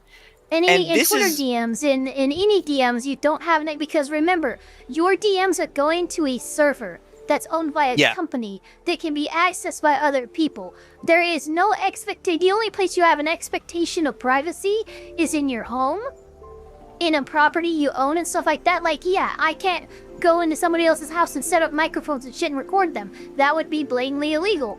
But you don't have those same protections or expectations when it comes to online platforms. The other one is a lot of people seem to think... So there's this concept that most people have probably heard of. There's one-party and two-party consent states. And a lot of people think that if they are in a two-party consent state, that applies to Discord and other such chat apps. However, they don't. Because specifically in Discord and other chat apps, TOS, because of how the apps work, they specifically put in there that they are technically public conversations because the service itself has to host them. So legally, they have to be considered public conversations in order for the service to even host them at all. And it's already been tried in courts before. If you go to court and you say the conversations in Discord, this is a two-party consent state, they needed my consent, it's been thrown out. They've already decided this in courts before. No, while that much might be true when it comes to text, the same cannot be said for audio recordings taken from Discord because they don't actually have records of that, and that's VoIP in the moment. So, two-party or one-party consent would actually TOS apply for audio. That's what I meant. Audio's been tried before. A judge, really, I would have to see the case there because a judge would have a problem with that. Text messages, absolutely, because SMS even has been ruled like that. But when it comes to audio recordings, that's really what it's supposed to be based on. Because Discord has a thing. Tell that to VR chat people. Yeah, as well as most chat apps. Basically, that it's all public, technically. Emotionally stunted, think they found a clever loophole here to police free speech. Yeah, he seems to think he's found one because he just keeps like randomly throwing in it could be illegal. It's like, I don't think you know what legal is. Oh. The same goes for yourself. You should not publicize your private conversations if you are the one encountering people that are being disrespectful or unprofessional towards you. I agree with that because as soon as you start leaking DMs, you should never leak DMs unless the other side has actively lied about something that happened in them. Yeah. Basically, you only bring receipts if someone has come, with something that you actually print out a receipt for. You're basically a cashier. You have all the receipts and stuff like that. They come up and be like, you did not sell me this meat. And you open up your fucking register. Here's the fucking receipt. You bought this yesterday for $24.99 or whatever the fuck. That's the only time you bring out those DMs. Basically, yeah. Publicizing a private conversation can backfire against you, regardless if you're in the right of the situation, since, again, it is violating a person's privacy and breaking their trust in you. Again, not really. Yeah, it's... unless it is a matter of creating awareness or safety for yourself and or your community, doing so is unethical and possibly illegal. Stop at the possibly illegal. As these matters should be resolved privately. There is nothing in your world that would... Look, nothing is going to guarantee my safety if I release dirty laundry on somebody. That's not doing... If anything, that's painting a target on my head for the person I just accosted publicly. Like, what the fuck are you talking about? That's not... No one who exposes this information is doing so because it's going to make them safer. Exactly. That said, you can't prevent the other person from sharing your private conversation. Hence, deciding whether to converse with someone in a professional or casual manner becomes important. Oh, so just, you let them do it, but you shouldn't do it. Look, get this rules for thee and not for me, or whatever the hell you're doing. You're literally the type of person who a burglar would break into your house and is actively stabbing you, and you'd be like, there might be a reason for this, and I don't want to jump to conclusions, and then you die before even finishing your sentence because you're that freaking pussy whipped. I don't know what's happening here. Yeah. The choice depends highly on the subject that you want to talk about. If the discussion is about sensitive matters, being serious, clear, and thoughtful is always safer. But if it's just casual talk about daily life or interest in such, you can make brief replies, make jokes, and have fun. So now we're down to branding. Jesus, he has more. Yeah, so we're actually almost done with it, which is very concerning because we're not even close to legalities yet. But the whole document's almost done. Yeah, and I'm a little worried. legal should be the biggest section. Yes, absolutely. But branding, have a rules and etiquette in your streams and your community space. High priority. It's kind of whatever. You don't even really need one. Not really. I mean, I have rules and etiquette, but I frankly had my Discord open and I had been doing YouTube streams for like a year and a half before our rules were like set in stone. Mostly because I expect everyone here to be an adult and not be fucking retarded. I can ask my mods right now. I think there are only a handful of people who've actually been banned from my community, and that's because I treat everyone like the adult that they should be. I think that's a big rule, is like no one under the age of 18 in my community. Other than that, it's at the discretion. Don't be a retard and you won't be banned. So when a VTuber lists out their rules to be followed in a stream or community space, it's a good place to determine what kind of VTuber they are and what principles they think are important to moderate to keep their space safe. Whether it's not allowing bigots or scammers or unsavory people in general. Oh, God. Having rules is a simple indicator. We just went into political science student here. What the fuck just happened? Yeah. That if someone doesn't comply with the rules, the VTuber and or their mods are willing to take action against these people. Otherwise, not having them leaves people wondering or having their own assumptions of what rules and etiquettes should be followed. Or people just expect you to be a regular adult and they don't care to police every like little fucking thing you do. Are you allowed to be epileptic and be here? Yeah, no, I don't have a problem with you being epileptic. Now, excuse me while I decide to shine these bright blue and green lights in a quick succession. Make sure that hate, negativity, or controversy is not part of your brand or content. So first off, negativity and controversy are huge sellers right now. And a lot of people... I'm sorry, they really are. A lot of people don't understand... Look at the algo right now. A lot of people don't understand what negativity is, right? So by its very nature, what you are saying here is negative. You are making negativity a part of your content by directly calling out people that you believe are doing it incorrectly. Yep. Because if your content was positive, it'd be like, hey, I might not agree with the things that this person is saying, but we're all children under God's green earth, and if that's positivity. Negativity is quite literally this. It's you're not being warm, accepting, and welcoming to somebody who might have different opinions. You're in fact trying to call it out. Hey, don't do that. Well, you're doing it. So many VTubers use their virtual identities. Remember when these are just suggestions? Oh. Yeah. Many VTubers use their virtual identities not only just for the purpose of sharing their creativity and entertaining people, but to express their beliefs, views, and opinions. Though normally expressing worldviews could sometimes portray yourself as someone that is hateful, negative, or controversial.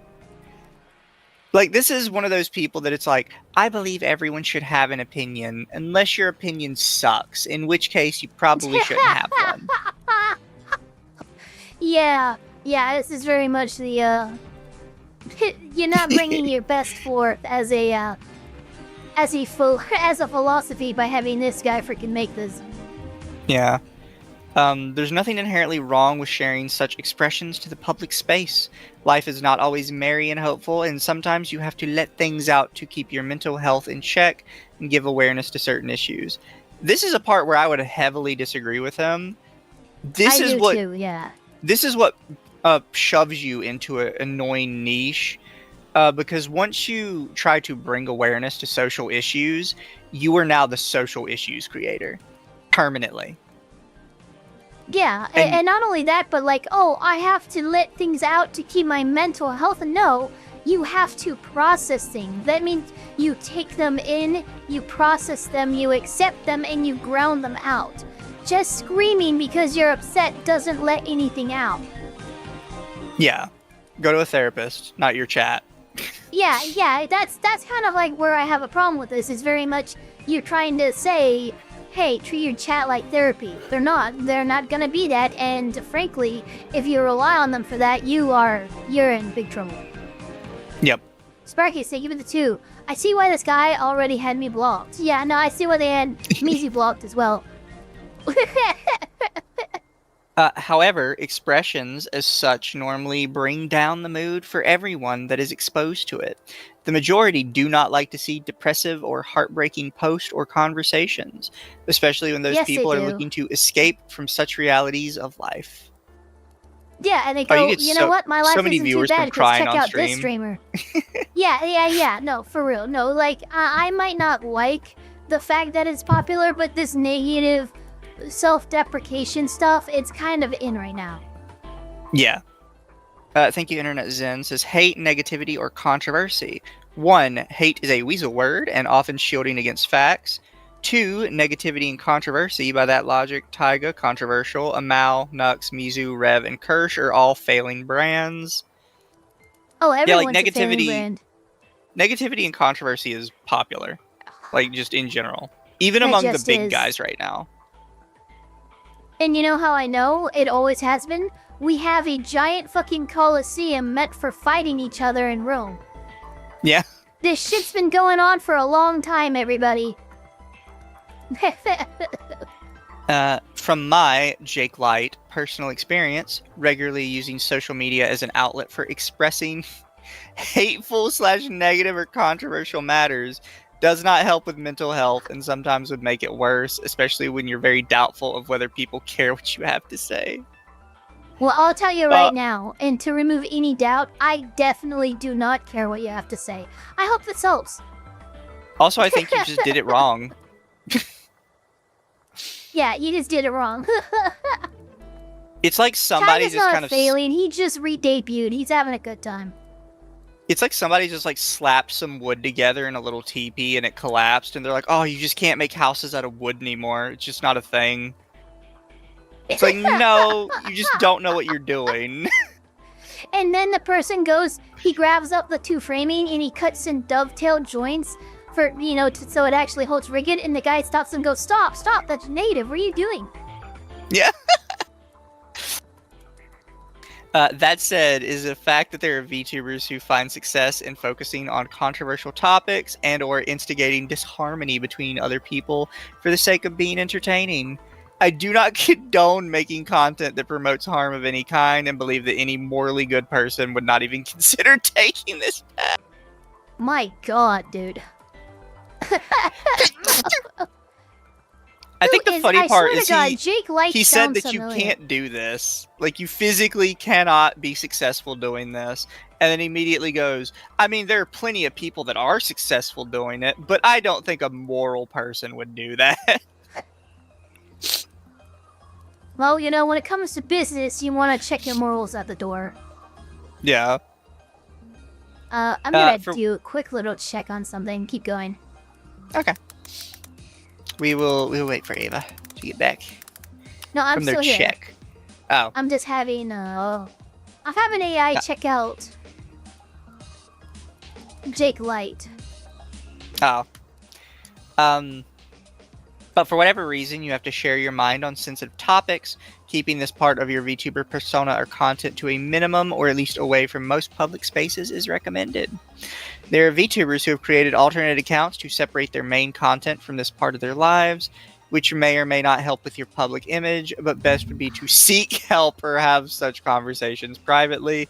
I can at least agree with that, but everything else you said doesn't imply that's your main opinion.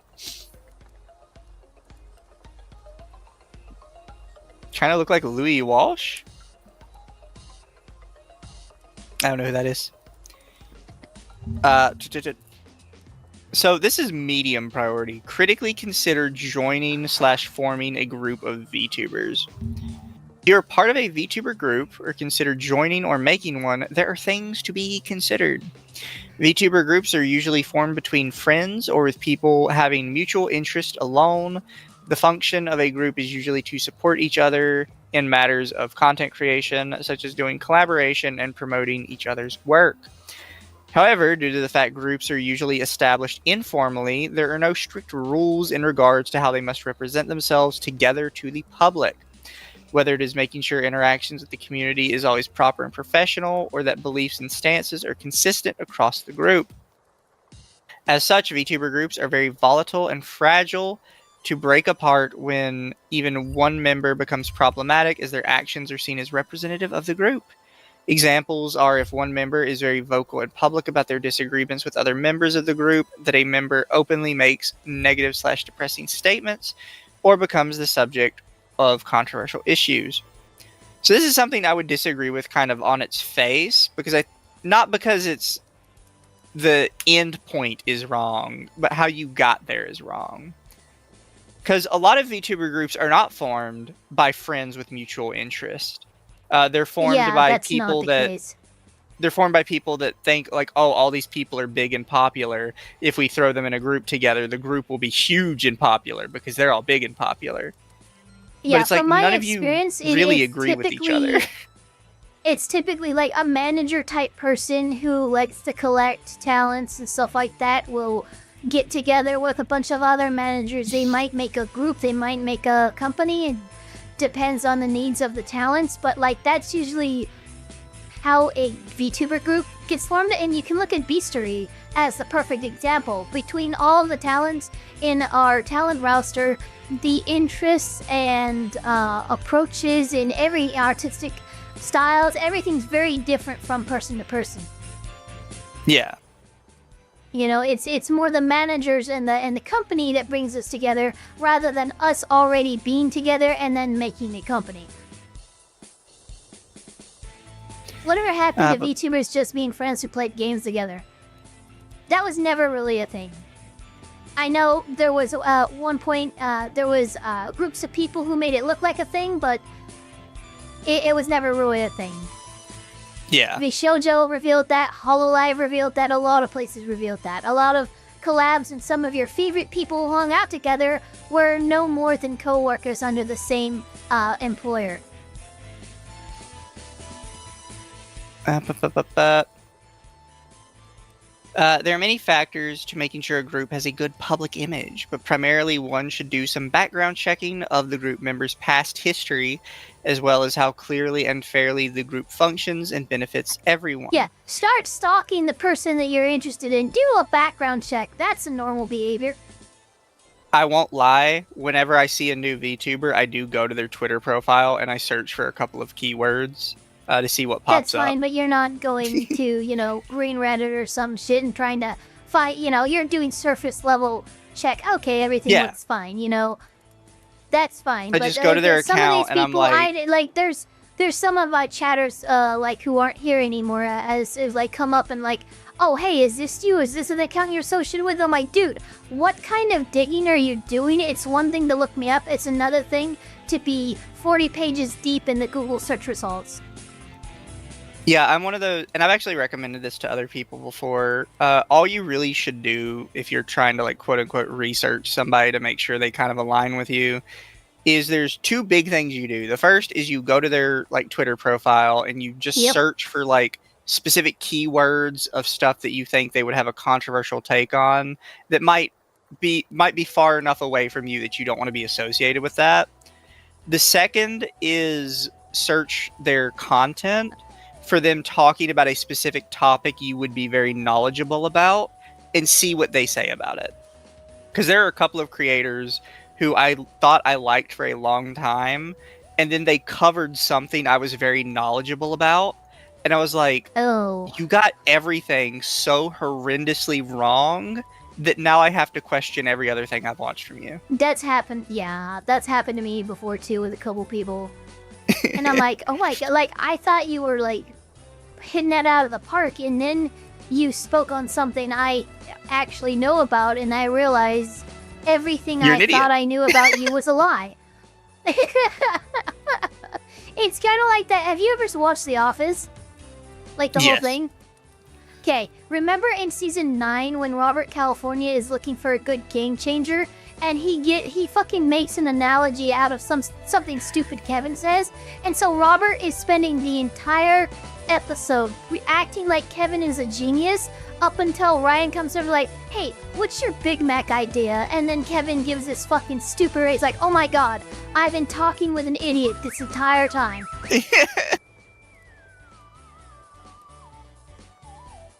Thank you, Internet Zen. He sounds like one of the ultra-puritanical VTuber fans who think all VTubers should be in idol companies like HoloLive, and thinks indies are a stain on the medium. In other words, a boring person. If he is from Malaysia, I could see why he would go there, because that's just, idol culture is very prevalent over there. Preferably, any VTuber group should have a proper organizational structure that can be shown to potential members as to what roles do each member play, as well as what they do in the group to support each other. If a VTuber manager comes to you with an organizational structure that says, so these are the other people in the company, this is how you are going to support them, then you should probably run. Yeah, good fucking yeah. No, absolutely. Look, a VTubing company, a VTubing group, what should be happening is the talent should not be relying on each other. It shouldn't be on the talents, to support each other, rely on each other, do all that. That's up to the managers and the people on the back end. We have a lot of people in the back end where we're able to do the stuff that we do on an individual level, and then we're able to link up and do collabs and stuff and associations, affiliate links and stuff like that. That all comes from management. When we need support, we go to management. I don't go to Mizu if I need support. I go to Dylan or one of my other managers. Yeah. Like, you should not have a organizational structure that says, okay, you guys have to support each other. Like, no, you're supposed to be supporting us.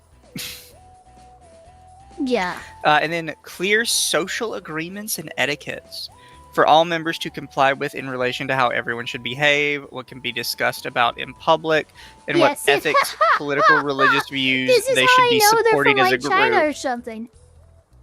Fucking social agreements? What the fuck is this? This is not...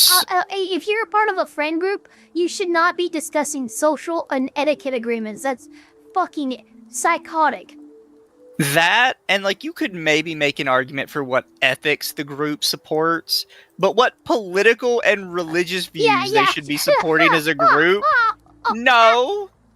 Dude, you are so fucking... You're so gone to the Kool-Aid of whatever you are politically, over there in Malaysia, but this is so not how it's done, or how it should be done ever. Yeah, like, if you have a group that is determining your political or religious views, that group needs to be solely about politics and religion. Fuck you. But what? Well, is my VTuber agency the fucking Communist China Party? Like, what's happening? If that's the thing you do, that group has to solely be about politics and religion. Like, oh, you have to support Catholicism because this is the Catholic Church. Like, it has to exclusively be a religious, like, organization if you expect people to adhere to certain religious views. It can't be about anything else.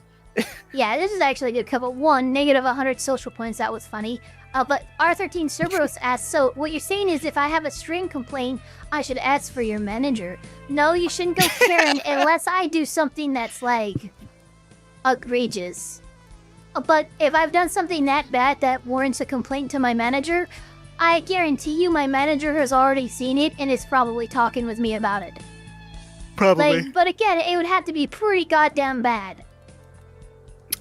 So be wary of taking part in questionable events, whether it is taking sponsorships, promoting charities, attending events, or playing games. Always make sure if there are any controversies surrounding it. I don't necessarily disagree with this one. Typically, if I've ever been approached by a business, I immediately go to Google and I'm like, business name controversy. I researched the business. Yeah. In fact, you saved me from dealing with, and they're not bad. I've looked them up. They're not bad, but there was a drink company that just kind of rubbed you weird. Taking a little bit too much. Yeah. You know the one I'm talking about. Yeah. Like, there's nothing wrong with when somebody approaches you. Like, you definitely should just, like, go to Google and be like, business name, contributions, and just read through some of that and see what people are saying. Yeah, pretty much like that. And I think also that's search just doing your business name, legal problems, and if you see more than absolutely. If you see more than like 2 or 3 results pop up immediately on the first page, you should probably be like, especially if you see the link coming from the Better Business Bureau. Yeah. Because that's where you'll see a lot of formal, actual, like, authorized complaints. And if you see more than a couple with the BBB, that's a problem. Yeah, that's where you immediately go, take a step back. Oh, wait a minute. Yeah, I got the icks. One, the event you were taking part in may be involved with alleged criminal activities. A lot of places that are engaged in alleged criminal activities are not gonna, like, publicly recruit randoms because that exposes not only too that, much but a lot of risk. A lot of big events are just going to be accused of doing criminal things, even if they aren't. Yeah. So that doesn't what? Like, quite literally, there are people who just want to ruin things for everybody all the time. So any big event or whatever is going to have some crazy accusations with it. If I stopped looking into attending an event or becoming affiliated with the company because they have some crazy allegations, I'd be dead as a creator because I wouldn't be able to do anything ever. Yeah. The company that sponsored your content may be fraudsters or scammers. This is a genuine concern. Some companies are kind of fly-by-night companies. They put themselves up like a couple months in advance, get as much money as they can, and then fucking dip. And then they basically rug pull. Yeah. The charity that you picked is accused of using the donations for unethical purposes. I'm going to warn you now, that is every charity. Yeah, I'm sorry, like, every charity is accused of that in some way, or at least looked at in that frame of reference. So, again, I can't... You're just telling me I can't associate with any charity. Yeah, I will also tell you, any charity in its highest echelons is probably corrupt and unethical. But on, like, lower level, like, you know, state, city level, typically is filled with people that want to do good, right? Yeah. Like, it's the higher you go up, the more, like, the higher the chance that you find corruption and unethical acts. And once you get to, like, the top of the list, it's basically 100%. It's a guarantee that they're doing some fucked up shit. But, like, if you go to your local one, it's probably just some nice guys that like they're helping people. Yeah. 100%. You know, like, people that go and do charity work in other countries, right? The people that are on the ground doing the charity work are typically really good people. That's why they're on the ground doing the work. It's the guy sitting in the office that's the problem. And yeah, you might have to, like, sit down and decide, like, if you're going to do charity work, how much can you look over, right? Before you're like, it's too much. But saying there's any unethical actions, like, that's just going to be all of them. I hate to tell you, man. Now, on some level, because, again, an ethical guideline is just that. It's an ethical guideline, even for a charity. Charities have laws and regulations that govern them, but they are not governed by ethics. Yeah. You know, they're governed by the letter of the law, and if the letter of the law allows some wiggle room, they're going to wiggle. I just read the next one. The game you want to play might be boycotted by friends or family for legitimate reasons. You're talking about Hogwarts Legacy. Shut the fuck up. Yeah, shut up, you fuck. Oh, God, okay. Arthur There's King one Suros, thing even you're the two. talking about. Here's me donating to a charity right now, www. Thank you so much. But yes, you have completely revealed yourself as the type of person you are. You're just the type of person who honestly needs to be avoided like the plague. Like, I know you're talking about With this Hogwarts fucking Legacy. there's only one thing you're talking about when you say those words. Because there's only one game that has ever caused that big of a fucking blow up. Exactly. It's so funny. Whatever it is, it's best to I will educate literally play yourself. Hogwarts Legacy again, motherfucker. I will have 3 Let's Plays of Hogwarts Legacy on my channel before I let anyone fucking even get close to convincing me that this is a good way to conduct yourself. It's a fucking game. Yeah. Whatever it is, it's best to educate yourself if you have been made known either by yourself or someone of the controversies behind it. To do so is to make sure you are able to inform and explain to anyone that your decisions are made with full clarity. I hate the word educate yourself, because educate yourself is always said by somebody that has not looked into anything and just wants you to do the looking for them. You're educating yourself, but it's like someone who teaches, you know, the kid their colors wrong. It's education, but it's not good education. Yeah. Regardless of the controversy, I think I mean regardless if the controversies are true or false, the worst ways to respond when confronted are by being rash, ignorant, or unsympathetic, or carelessly defensive, such as saying things like, I don't know and I don't care, I don't think there's anything wrong with that, I'm doing it no matter what you say, or cry more, I do what I want. You know what? Cry more, I do what I want. Yeah, cry more, I do what I want. Jake Light. Also, like, when we're talking morals and ethics, like you were at the start, I don't think there's anything wrong with that, is a completely legitimate response. Yes, absolutely, yeah. Because ethics are inherently subjective. One country to the next, one county to the next might have an entirely different set of ethics. It really depends on where you are, who you're with, what your social constructs are, all of that. Yeah. Remember, there are some places in the world where eating the dead is ethical because that's how you show reverence to them. To us, that's fucking psychotic, but yeah, exactly. That's throw up noises, but guess what? Some areas, that's the ethical way of letting somebody pass to the next life. Be careful when talking about ethics. Doing the above is not only bad for public image, but also implies that you don't have a platform or community that promotes understanding or kindness. I don't care. I don't care either. Your community reflects your branding. High priority. Would you like to read through this one? Sure. Speaking of communities, a VTuber, no matter how big or small, will eventually have a number of people that they interact with on a regular basis via the content that you make. Whether it is through chatting in Twitch streams, Discord hangouts, or Twitter posts, people are watching, reading, and talking to you. More at 5, person says obvious statements. Most are just here to enjoy and have a good time with you as an audience, but some will view you with respect, admiration, or adoration. These are the people that are likely to be most influenced by you, and the ones that may take actions on behalf of or inspired by you. So, I see where this is about to go, and I hate it. All VTubers should be aware of this, that there will be people doing harmful things to others in your name. Nobody sacrifice goats to Satan in my name, please. Okay. Regardless if it actually told them to or not, usually it's because they are trying to defend you or mimic your actions. Those are two entirely different things. What the fuck are you talking about? Anyone outside of your community will see that as representative of who you are as a person and what you believe is acceptable behavior within your space. So Wasn't I will there say a person this. who like killed somebody and was apparently a Kershey fan? I don't think Kersh fucking is a murderer. Like, what are you talking about? I will also say this. I don't actually think anyone believes that at all. No. I think people use that as a weapon. Because it's like, okay, if you believed that, I can genuinely call out every single creator on the platform.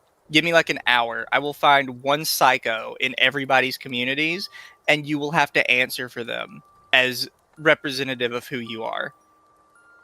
Nobody genuinely believes this. They just use it when they want to take somebody down. Yeah, you have the thing where it's like it's a classic statement of the king saying, "Won't one of my knights rid me of these troublesome nobles?" And the knight decides to go out and kill all the nobles. Now, the king was just lamenting and annoyed at the nobles, but he didn't want them dead. It's kind of like that, but you have to understand we're content creators. Very few of us influencers are actually that influential. That level of influence is leaders of countries, of states, of large like monarchies and shit like that. That's the level of influence you need to have to actually worry about that. Because again, it's a very, very, very small percentage of the population that's actually that crazy. So I'm sorry, me with my 4,000 subscribers, I'm not as worried about me saying something and one of you guys acting on that.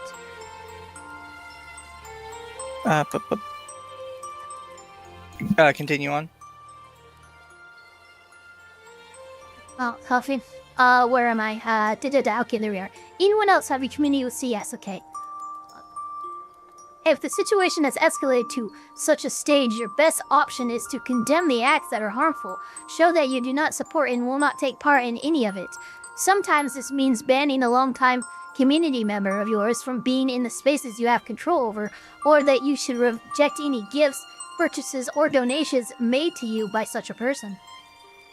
Unfortunately, you can't always tell who the offending person is or can't realistically control what they do, so you should just deny all no, I'm kidding. But at the very least, you have not made it worse and are fulfilling your responsibility of fostering a wholesome community. God, you are just... I have no the worst parts responsibility. of the... Yeah. Yeah. Thank you, God, Internet Zen. collaborations. Yeah. Thank you, Internet Zen says, a Kirsch fan? No, there was someone who showed up at a rally with Pippa gear, from what I remember, but That's no what it egregious was. behavior from the Foxhoos chatters. Okay, but yeah, again, Pippa doesn't condemn people doing weird shit while wearing her gear, and we should not expect them to have control over every person who decides to be a fan of them. It's like that one shooter who had the Demo Ranch shirt. The guy immediately Demo Ranch immediately came out, condemned the fuck out of it, but it's not his thing to control. I'm not going to blame him for what a psycho does. So we have collaborations. Collaborate with clear understanding of personal and general etiquette rules. I want to point this out as well. So he released this recently after this.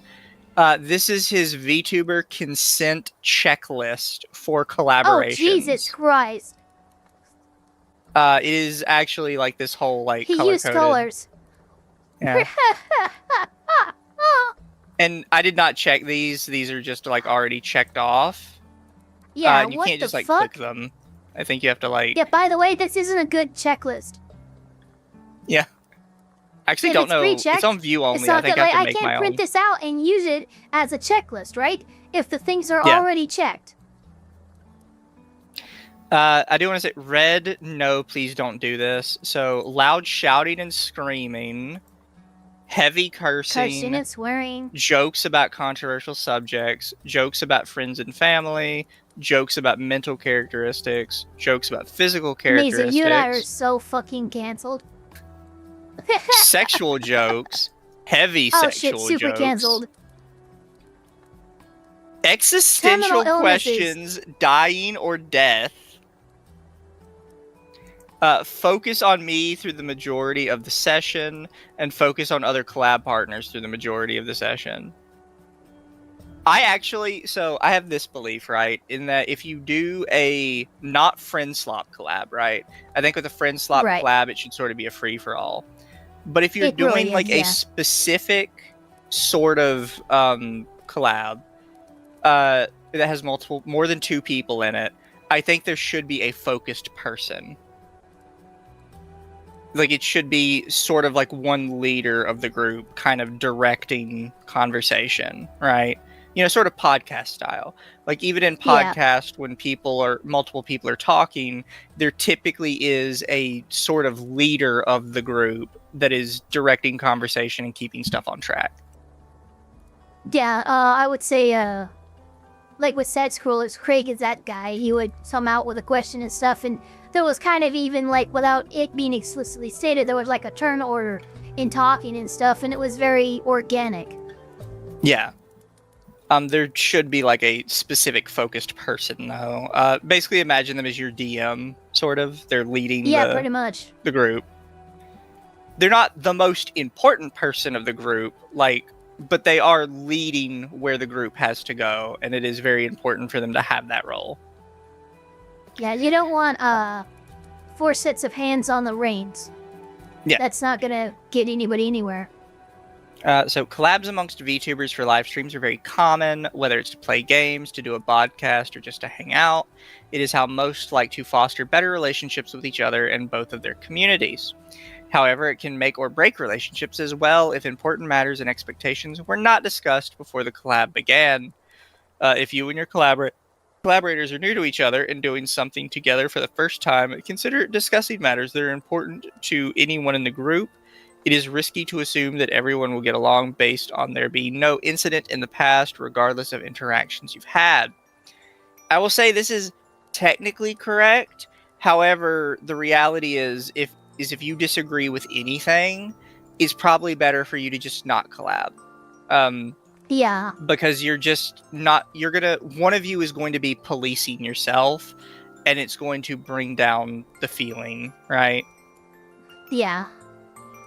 I mean, and that's really, I guess it's situational, because there are people who exist like Mizu, like myself, who can disagree on things, but keep going because we still agree with a lot of other things, and we don't have the response to cognitive dissonance that so many other people have. I would say even a few core disagreements between 2 people, and they should never collab, because most people can't handle that. Yeah. But conflicts often occur due to the following matters not being talked about. Any sensitive issues raised that may cause discomfort to a person, any acts or statements that may disrupt the enjoyment of a person, and different assumptions of what etiquettes need to be followed by everyone. I have to add that if you find yourself to be a person that thinks nothing can offend you and or believes what you say or do to others won't offend most people, then it is highly recommended to have prior discussions before having a collab.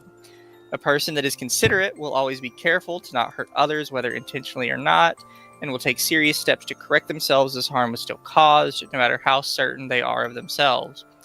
On the flip side, a person who, quote, thinks nothing can offend them or believes what they say or do won't offend most people is somebody who will be very chill to hang out with and won't constantly tone police you every 5 seconds because something you said offended them. Like, what? You're looking weird. at it backwards. That right? was, yeah, that was just, like, in his mind, that was the crazy. negative Hearing person, it read out, though, you Yeah. started out, it was going one way, and then he just fucking flipped at the end there real quick. In his mind, the negative person is the person that isn't constantly taking offense to things. And the positive person is the person that has a list of rules you have to follow in order to be around them. That is backwards. That's completely ass backwards. Like, it's okay to have a couple, like, things in collabs, right? Like, hey, you know, something I don't want to discuss happened a couple years ago, so can we avoid, like, anything related to this subject? Because I know it's a common talking point for people. Like, okay, yeah, that's fine. Like, you know, shit happens. People have to deal with stuff. Yeah, that's definitely fair. But if it's like, okay, here's my consent checklist. I'm going to need you to go through it. And, like, we're not doing Look, that. all I know is if I'm gonna collab with somebody and they hand me a fucking consent checklist, I'm handing it back and going, "You are no longer welcome here." Yeah, Because we're not doing this. I'm sorry. There's a lot of things. I get on places where I sometimes feel like I'm walking into the lion's den, but it never goes badly because I'm actually fucking just being calm. Reacting normally, reacting rationally, understanding that in a everyday conversation, someone's gonna say something that can probably tick you off or offend you. Process it and fucking move on because we live in America where you're allowed to be offended and it's a fucking goddamn right to be offended and offend others. That's fine. Yeah. Otherwise, conflict or resentment might occur between you and the collaborators as you find yourself in an awkward position of trying to get others to align with your thoughts or actions. A popular example is the drama related to a streamer by the name of Kingsman, where there were clashes between his teammates on how to play in a tournament, though ultimately his teammates were at fault as they showcased gross disrespect for Kingsman's concerns rather than being civil about it. The problem originates from the group not setting expectations beforehand. No, I don't the even problem know what they're stemmed from talking the about. girls being catty bitches. I was okay. Was he It was the only Marvel guy in the Rivals girl tournament team? thing. Yes. Oh, well, there you go. Sorry, that's unless he's gay, that's not gonna work.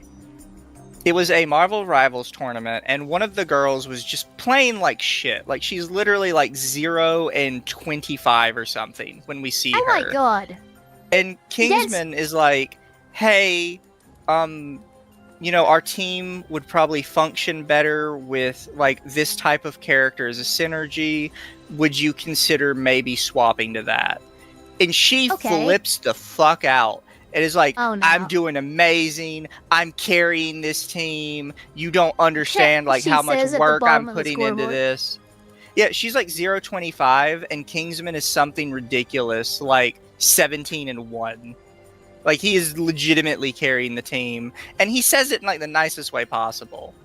But all of the girls on the team side with her, and they're like, yeah, Of no, course man, they you don't do. understand how good she's doing. She's doing amazing right now. You need to, like, stop mansplaining and shit to her and, like, sit in your corner. And then all of them release, like, hit piece videos on him after the tournament's over. Oh Jesus fucking Christ! And it took, like, I will a week say that's for- what fucking keeps happening here. I swear And to it's like- God, you got any space that's dominated by women, and if a guy is even brushes up against that space, guarantee you're gonna say Google Doc is in a ruination campaign. Yeah. And the thing is, like, he's like, oh, it's because they didn't, you know, set forth expectations beforehand. No, the girls he was the with group was were genuine trash. evil people. Yeah, they were. Yeah, no, that's sorry. That's just how. It doesn't matter what expectations there were. This was going to end up this way either way. No amount of fucking consent checklists could have prevented that from happening. Yeah, like he was as nice as humanly possible in a. They booted him from the attorney. What? Yes. Sorry, my chat's explaining it to me. Yeah, oh, I'll have they to were say a that. sniper and they were complete trash. Yeah, like, you have to understand. He was as nice as humanly possible in a competitive space that had money on the line, and they still flipped their shit. Like, he did everything right, and they still tried to ruin him. That's just the no expectation consent checklist would have fixed that. They were just bad people. Yeah, no, they're just bad people. He follows up with, if you're not too comfortable discussing expectations for whatever reason out of the blue, I made a VTuber collab consent checklist that could help you with subjects and matters important to be consented to in a collab. Which is stupid list. And then the last thing on ethics. Oh no! Oh god! Here we go. This cannot VTuber be good. Now we're in the legalities. And managers. So vet a VTuber agency or managers before working with them. High priority. Yes, this is high priority. Yeah. Some VTubers may decide to have an individual, commonly called a manager, or company, commonly called an agency, hereinafter referred to collectively as managers, help them in all matters in relation to content creation, such as providing things or services like marketing, training, assets, licenses, sponsorships, accounting, etc. The benefit is that VTubers can just focus on entertaining, performing, or interacting with viewers without worrying about the technical know-hows required. This, of course, comes with conditions and risks. Conditions might include the following: less freedom to express your beliefs, less flexibility on the type of content you can make and when you can make it, limits as to who you can interact with or collab with personally, no copyright ownership of some assets provided by the managers. Risks might include the following: managers becoming bankrupt, dissolved, or terminated, abuse of power, unethical, illegal practices, mismanagement, and inability to provide contractually obligated support. Whatever relationship you have with managers, be careful and professional with all matters relating to your career, as a content creation is crucial, but they're not always helping you out of kindness, but because it's beneficial and profitable for them to do so. Manager is always going to help you for money. Because the world revolves around money. It's just what's going to happen, yeah. It is going to be rare that you are going to find like somebody that just wants to help you because they're interested in you. And if they are doing that, they're not helping you because they're one of the ultra rich of society that are doing like their little pet project. A good example is there was a game because it was purchased by a Saudi oil baron. Because he really liked the series. Yeah, I forgot about that. He did buy it out of like the kindness of his heart because he loves the series. But he can only do that because he is one of the ultra wealthy of the world that does not have to give a shit about money. Yeah, when you have ultra wealthy like that, and we've always had them, like certain people will become what's known as their muse, and like freaking as bad as it was about finishing commissions, Leonardo da Vinci was very often commissioned and even had stipends and allowances from some of the richest families in Florence. So like this has been happening for fucking ever, and yes, the rich people love to spend money on things they just, oh well, isn't this an interesting little thing? Yeah, and it's very rare that you are going to find the oil baron. Exactly. That's like the social equivalent of winning the goddamn lottery. Let's be real. Yeah. First off, you're not going to find the oil baron. The oil baron is going to find you if it's going to happen. Yeah. That's how they work.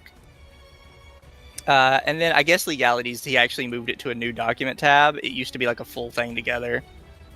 Ah, okay. We might not get through it because it's another 14 pages. Oh, Jesus Christ. This might be another day of coverage for us at some point. Yeah, this might be, yeah. The one I wanted to bring up was, because we're going to have to touch on all of this in more depth, but he has no idea what copyright is. He Wait, just let me uses see the here. Cambridge Dictionary version. Dictionary definition. Oh, God. He doesn't understand, like, who owns the copyright or how it works. Which is admitted... Because here's the thing, right? Is when I first called him out and somebody told me that he was a real estate attorney, and me and Ava have talked about this before, copyright and trademark attorneys typically only ever do copyright and trademark. Yeah, they and specialize. Nobody ever steps into their space. Yeah, but it gets to a point where copyright and attorneys and all that, they tend to specialize, but you can go one step further into being a patent attorney, and at that point, if that's so exclusive, you have to pass a special bar exam to be a patent attorney. That is how isolated copyright, patent, and IP law in general is from the rest of the laws out there.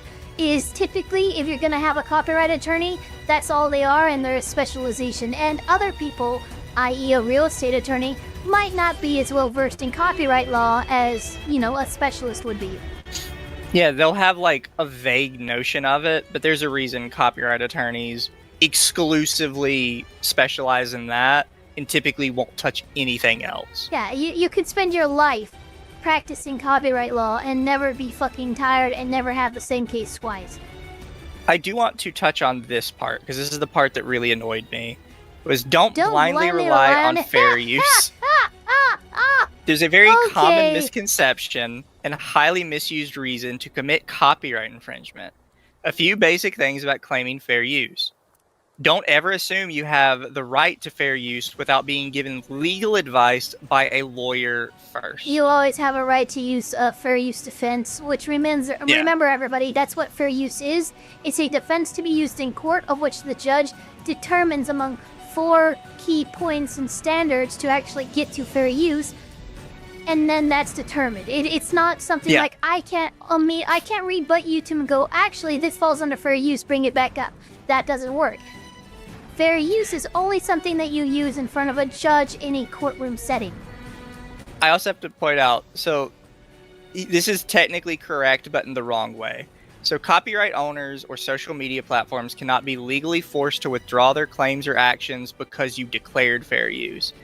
You are technically correct because you're using the word declared fair use. However, if it is found in court that it was fair use, yes, they are legally required to withdraw their claim. That's how that works. Yeah. That's the DMCA. That's the whole purpose of the system. Also, if social media platforms want to keep their protections... but... Yeah.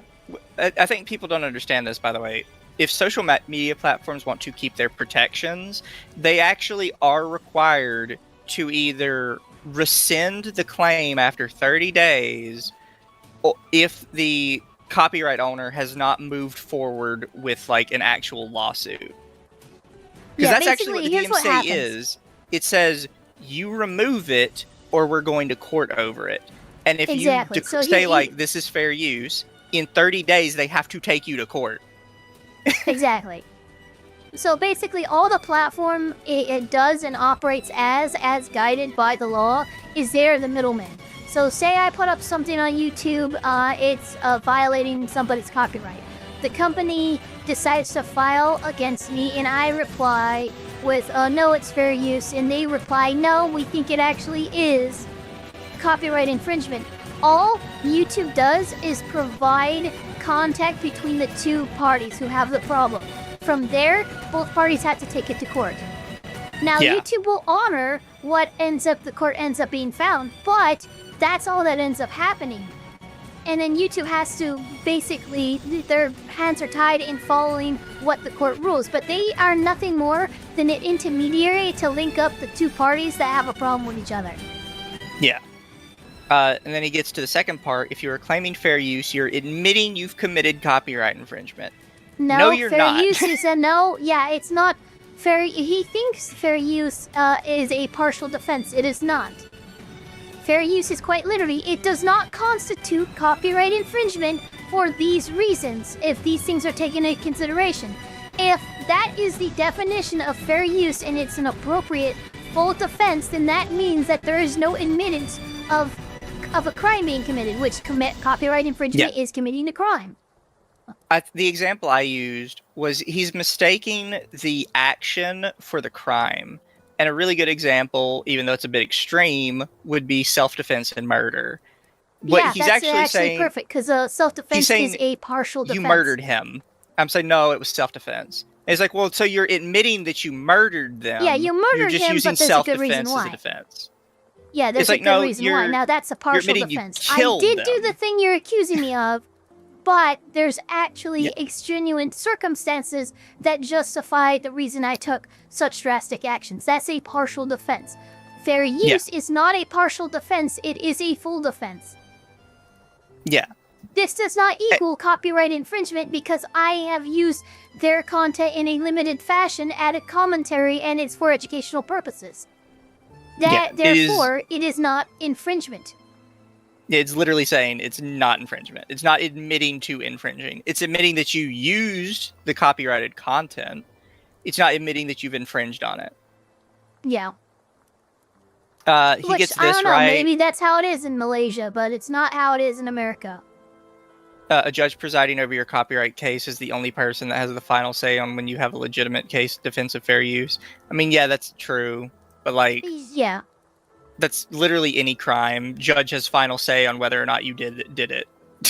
That's how courts work. Yeah, that's why we hire judges. Yeah. The requirements to use fair use is not easy to fulfill, especially for your average content by VTubers. It's very easy. It's very low bar. If we've seen Denham's case, we know it's extremely easy. Now, I will it's say a very this, low bar. It's not so much it's easy, it's a fucking gamble. Yeah. Two judges ruling on the same cases may find for fair use, may find not for fair use. That's quite literally like it's judge to judge, case by case. It's a gamble. More than it is an easy home run or an uphill battle, it's just a gamble. Yeah. But it is a fairly low bar, and it's been experienced. Like, multiple people have seen that it's a low bar. Yeah. And then it says, fair use defense is not the same in every country, and sometimes there isn't even one. I will say this, That's also true. which you should probably know this. Fair use is typically not a defense in any country but America. Yeah, There's like I think we're two one of other the few countries that have it. Yeah. Yeah, no, we're... I don't even think Malaysia has fair use. Yeah, the benefit of fair use, though, and why it's so talked about, is because the big companies that you would use it for, Twitch and YouTube, are in America. So if you're just like, oh, I'm American, like, it's most of the time that'll kind of get you away with it. If it gets down to an actual lawsuit, though, like an actual company pushes forward with that, you're probably going to have to be revealed like, yeah, no, I kind of live in Japan and we don't have fair use. Exactly. But a lot of companies, as long as you push back on them after 30 days, they just won't even reply because most companies don't follow up on these small YouTube channels. Yeah, of the, God, I have done probably a couple dozen, challenges to the copyright ID, stuff automatically, and of all of them that I've done, I've only had one that was, objectively denied, and like, no, if you move it forward anymore, we'll copyright strike your channel, that's how sure we are, and that was by Nintendo. So, you know what? Pretty good, batting average, in my opinion, if the only person who did not yield to my claim was Nintendo, which of course they wouldn't. He also follows it up with, I'd like to emphasize again, you should never claim you have right to fair use without consulting a lawyer. It has both legal and reputational repercussions, so you should declare so carelessly. No, it doesn't. It's really not that big a deal. No, it's not. I could say, nope, I have fair use, and that's fine. Now, will it be used in an argument with opposing counsel in front of a judge? Maybe, if I fuck up that bad, but it's not... It's legal repercussions, yeah, really, okay. The legal repercussion is the exact same thing that would have happened whether or not you released the video. Exactly. And then this part, generative AI content. This section will only discuss the legality of Gen AI. For more ethical concerns, I've brought it up in public relations section of this document. I don't remember reading that in the PR section. I don't think we talked about Gen AI at all in that, so he's just No, it I didn't. think he must have just forgot. clipped it. Yeah, he just had to have clipped it out. Or never wrote it. Since in the context of making content in creative works, what most content creators might be worried about is whether it infringes on any intellectual properties of other people when Gen AI technology is used in their streams, videos, or other visual audio content. Based on my understanding, Gen AI content is most certainly, if not always, infringes on copyright. He's wrong. Yeah, He's mainly wrong. due I to could the bring fact up that like data 3 used by cases right now. mainly due to the fact data used by Gen AI apps for its model was not obtained with the original owner's consent or licenses. I just want to finish the sentence. Yeah, go see. I'm sorry. There's like multiple cases, including one recently that already said I actually did it on my Elfpire yaps, where a judge ruled that sorry, even though this guy used your photo in generative AI to create a stylized cartoon version of it, that doesn't infringe copyright whatsoever, and that was in Germany. So I'm sorry to say, but very often, courts are consistently finding that generative AI is not, in fact, infringing on people's copyrights the way they think it is. Ultimately, you would have to make the argument that Photoshop is infringing on your copyright. There's a lot. Yeah, that's the issue. You have to undo years. A lot of people don't understand. For Gen AI, you have to undo years and years of artistic precedents in order to actually get rid of Gen AI. Because you're going to have to start declaring all kinds of art infringing. Like, just straight down the list.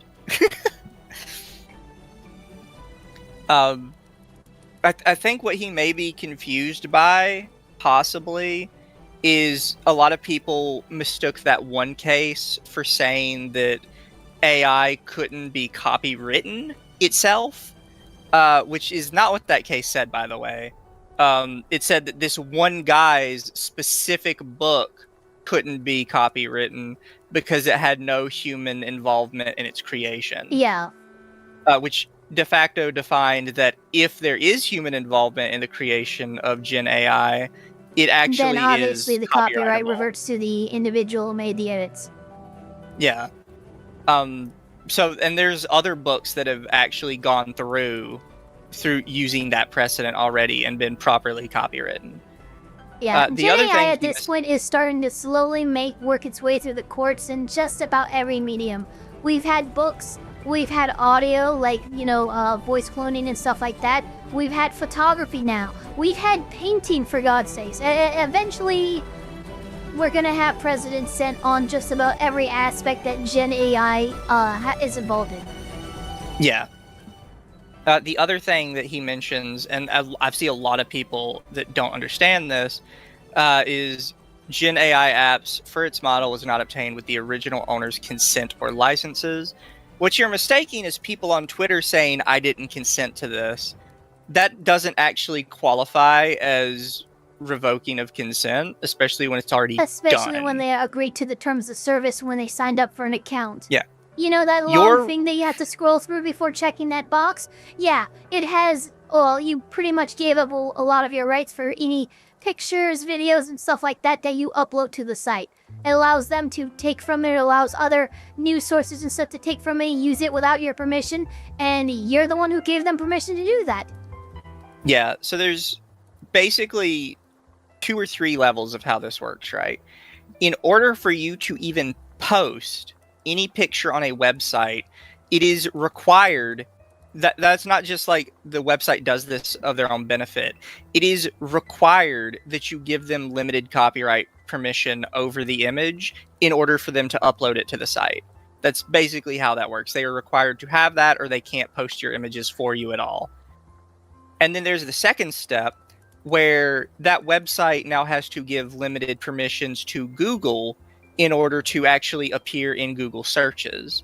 So you gave the site permission, that site gave Google the same permission that you gave them, and then Google is the one that has built most of these big AI data centers, or these big AI repositories. Yeah, and Google usually, if you're especially a small business, you're actually required to index with them and verify your business in a way that, like, objectively allows them to use your content as it's uploaded or found on any websites that you as an owner are associated with. Yeah. It's like, I get that a lot of people didn't understand this was how the system worked, but this is, in fact, how the system worked. You did, in fact, give them permission. It's always how it's worked. And yeah, that sucks. And do we need an overhaul of it? Most assuredly, but this is just how it works. The one time I have seen a Gen AI model get in trouble for not having copyright was when a doctor's office illegally sold patient files to one of these companies. And then there was the audio one too. Yeah, they had to. Who that bitch is from that movie? Yeah. Yeah, Scarlett Johansson, that's right. Yeah, she was able to sue OpenAI or whoever it was for cloning her voice and using it in marketing. But it was because they were enriching themselves using a clone of that. It's very specific and stuff, but like, people think AI isn't like, oh, AI is so new, the courts aren't built for it. But believe it or not, we have laws worded in such a way where things apply decades, if not centuries later. Yeah. I will also say this, because this is also technically true, but it hasn't been tried enough in courts to be dealt with. Playing games on stream or uploading gameplay to video sharing platforms is mostly, if not always, considered an act of copyright infringement. No, it's not actually. Well, I do know about this because I've done several of my my copyright claims, like my rebuttals, my appeals. I have done involving gaming. It is so common of a appropriate defense for fair use that it is in the drop-down menu when you're actually going through the appeal process. Oh, was this video game background music? Okay, cool. Yeah. And it's almost always appealed almost immediately. That's how fucking common this is. It's not. It's almost, in fact, it's more often not than is copyright infringement. Yeah, fair. For games. And the other one is the music licenses. I will say this, music licenses are way overbearing, and they really are. Most music-related Remember, DMCAs... everybody, DMCA is built off of the music industry. It's Metallica not but it's Metallica in front of and making these arguments in front of the Supreme Court that created and made the DMCA as we know it today. So music is it's like the main head of the hydra, so to speak. I would also argue that based on how the law is worded, almost all music-related DMCAs, whether valid or not, are illegally made.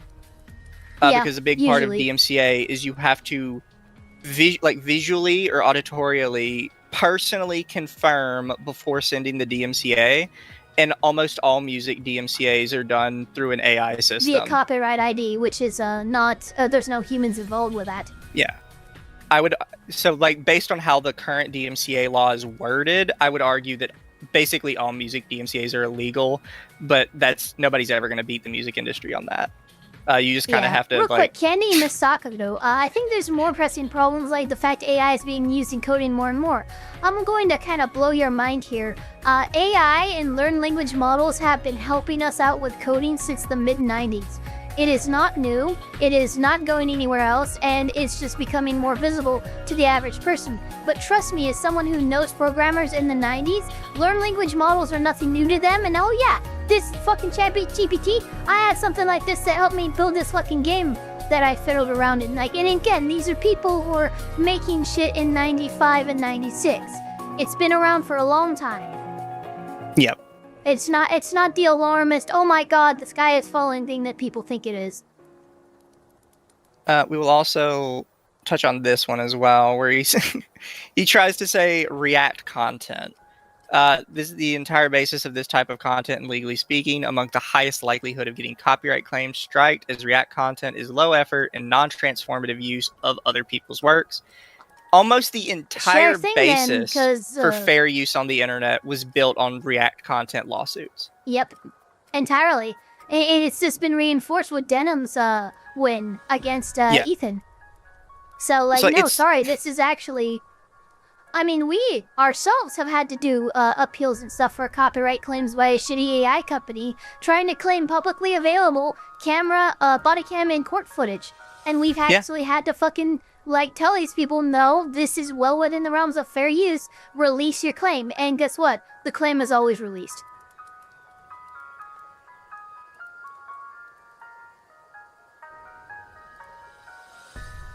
But yeah, no, it's kind of funny that they bring up React content. It's like, you know, like all fair uses for the internet is basically built off React content lawsuits. Like the almost Hamas every Piker chair React. Yeah. Almost every single precedent-setting case about internet copyright is based off of this. And one of the biggest ones too is quite literally the, oh, did you actually act as a market replacement? Where was your audience, would they have watched the original work had you not been there? And very often these people can prove that no, my audience would not have watched that content without me there, and therefore it's not a market replacement. That makes fair use a very strong defense when it comes to transformative React content in general. Yeah. And then I wanted to kind of scroll down to here because he has a section on contracts. Oh, no. The part that gets me the most is this one. Should I make my own contract? For what? Yes. If you are in the position to make a contract, it's best to be able to put down what you personally want out of the contract. A contract doesn't necessarily need to have legal jargon to be legally binding. You can write the terms however you like as long as they're clear and understandable. Jesus, man. The only benefit I will give him is at the very end he says, that said, best to consult a lawyer. But even then he says, if writing is not your strong suit. No. If you're going to go into a contract, you should 100% find a lawyer. No. Look, if you're already thinking about making a fucking contract, the stakes are already as high as they can fucking get. Get a goddamn lawyer. It's such a stupid thing to say. It's like, should I make my own contract? Yes, write your own. It doesn't need legal shit in it. As long as it's, you know... That's crazy. Who is this guy? Because this is the part that made me question if he was a lawyer. Because yeah, no, I see why. The allegation is that he's a real estate lawyer, and if you're a real estate lawyer, you should be well aware of contracts. It's kind of like a thing. Yeah, but a real estate lawyer would totally, like, I know a real estate lawyer would tell a real estate agent to make their own contract. True. Like, that totally would happen. It's so dumb. I saw that, and I'm like, you were such an idiot. Yeah, there's definitely...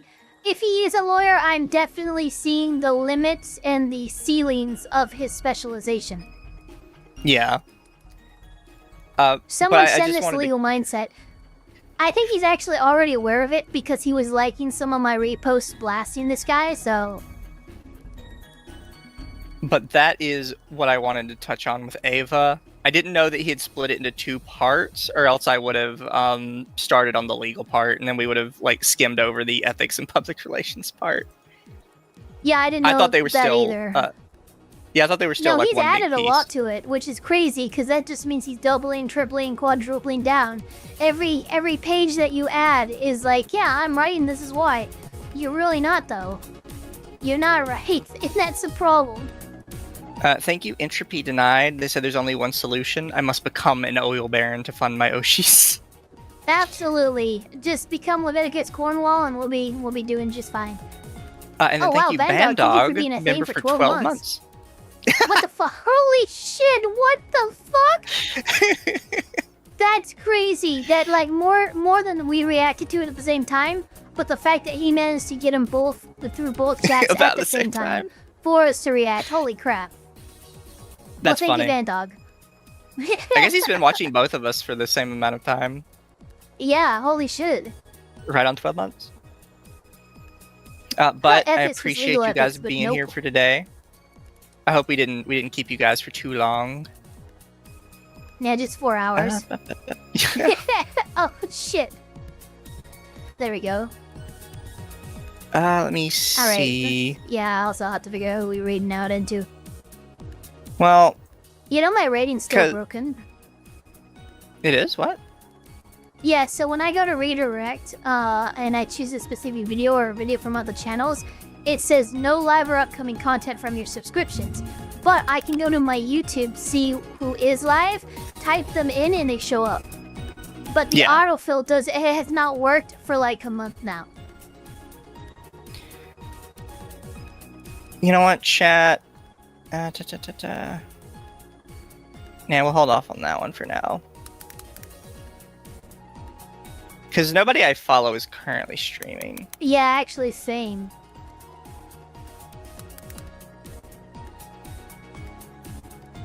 The only one who's up is Lydia, but Lydia just has like a 24-hour stream going of all of her other content, which I am not a fan of 24-hour streams. Neither am I. Let's see here. You know what? I'm going to radio you all out into the medieval lo-fi radio. Beats to play D&D to. I don't give a crap. I am going to see if I can raid into this person, because I might not be able to. It should actually have it grayed out if you can't. If you're able to select it, then it should work. Oh no, it's I'm gonna raid into Shiroi from HoloLive. Oh, there you go. The crazy Manhero one. Yes, nice. But you guys have fun. Be good. I should probably check over on Twitch as well. I forgot that for a second. I always forget Twitch. Yeah, here, let me do a quick, thank you everybody for coming and spend, nice. Thank you everybody for coming and spending the last 4 hours reacting to content with us. Don't forget to like, comment, subscribe, hit that notification bell as hard as you possibly can, and we will of course see you all on the next one. But you guys be good. I will see you later. I'm coming back tonight to open more Power World cards if you're interested in that, but bye guys. How is that going, by the way?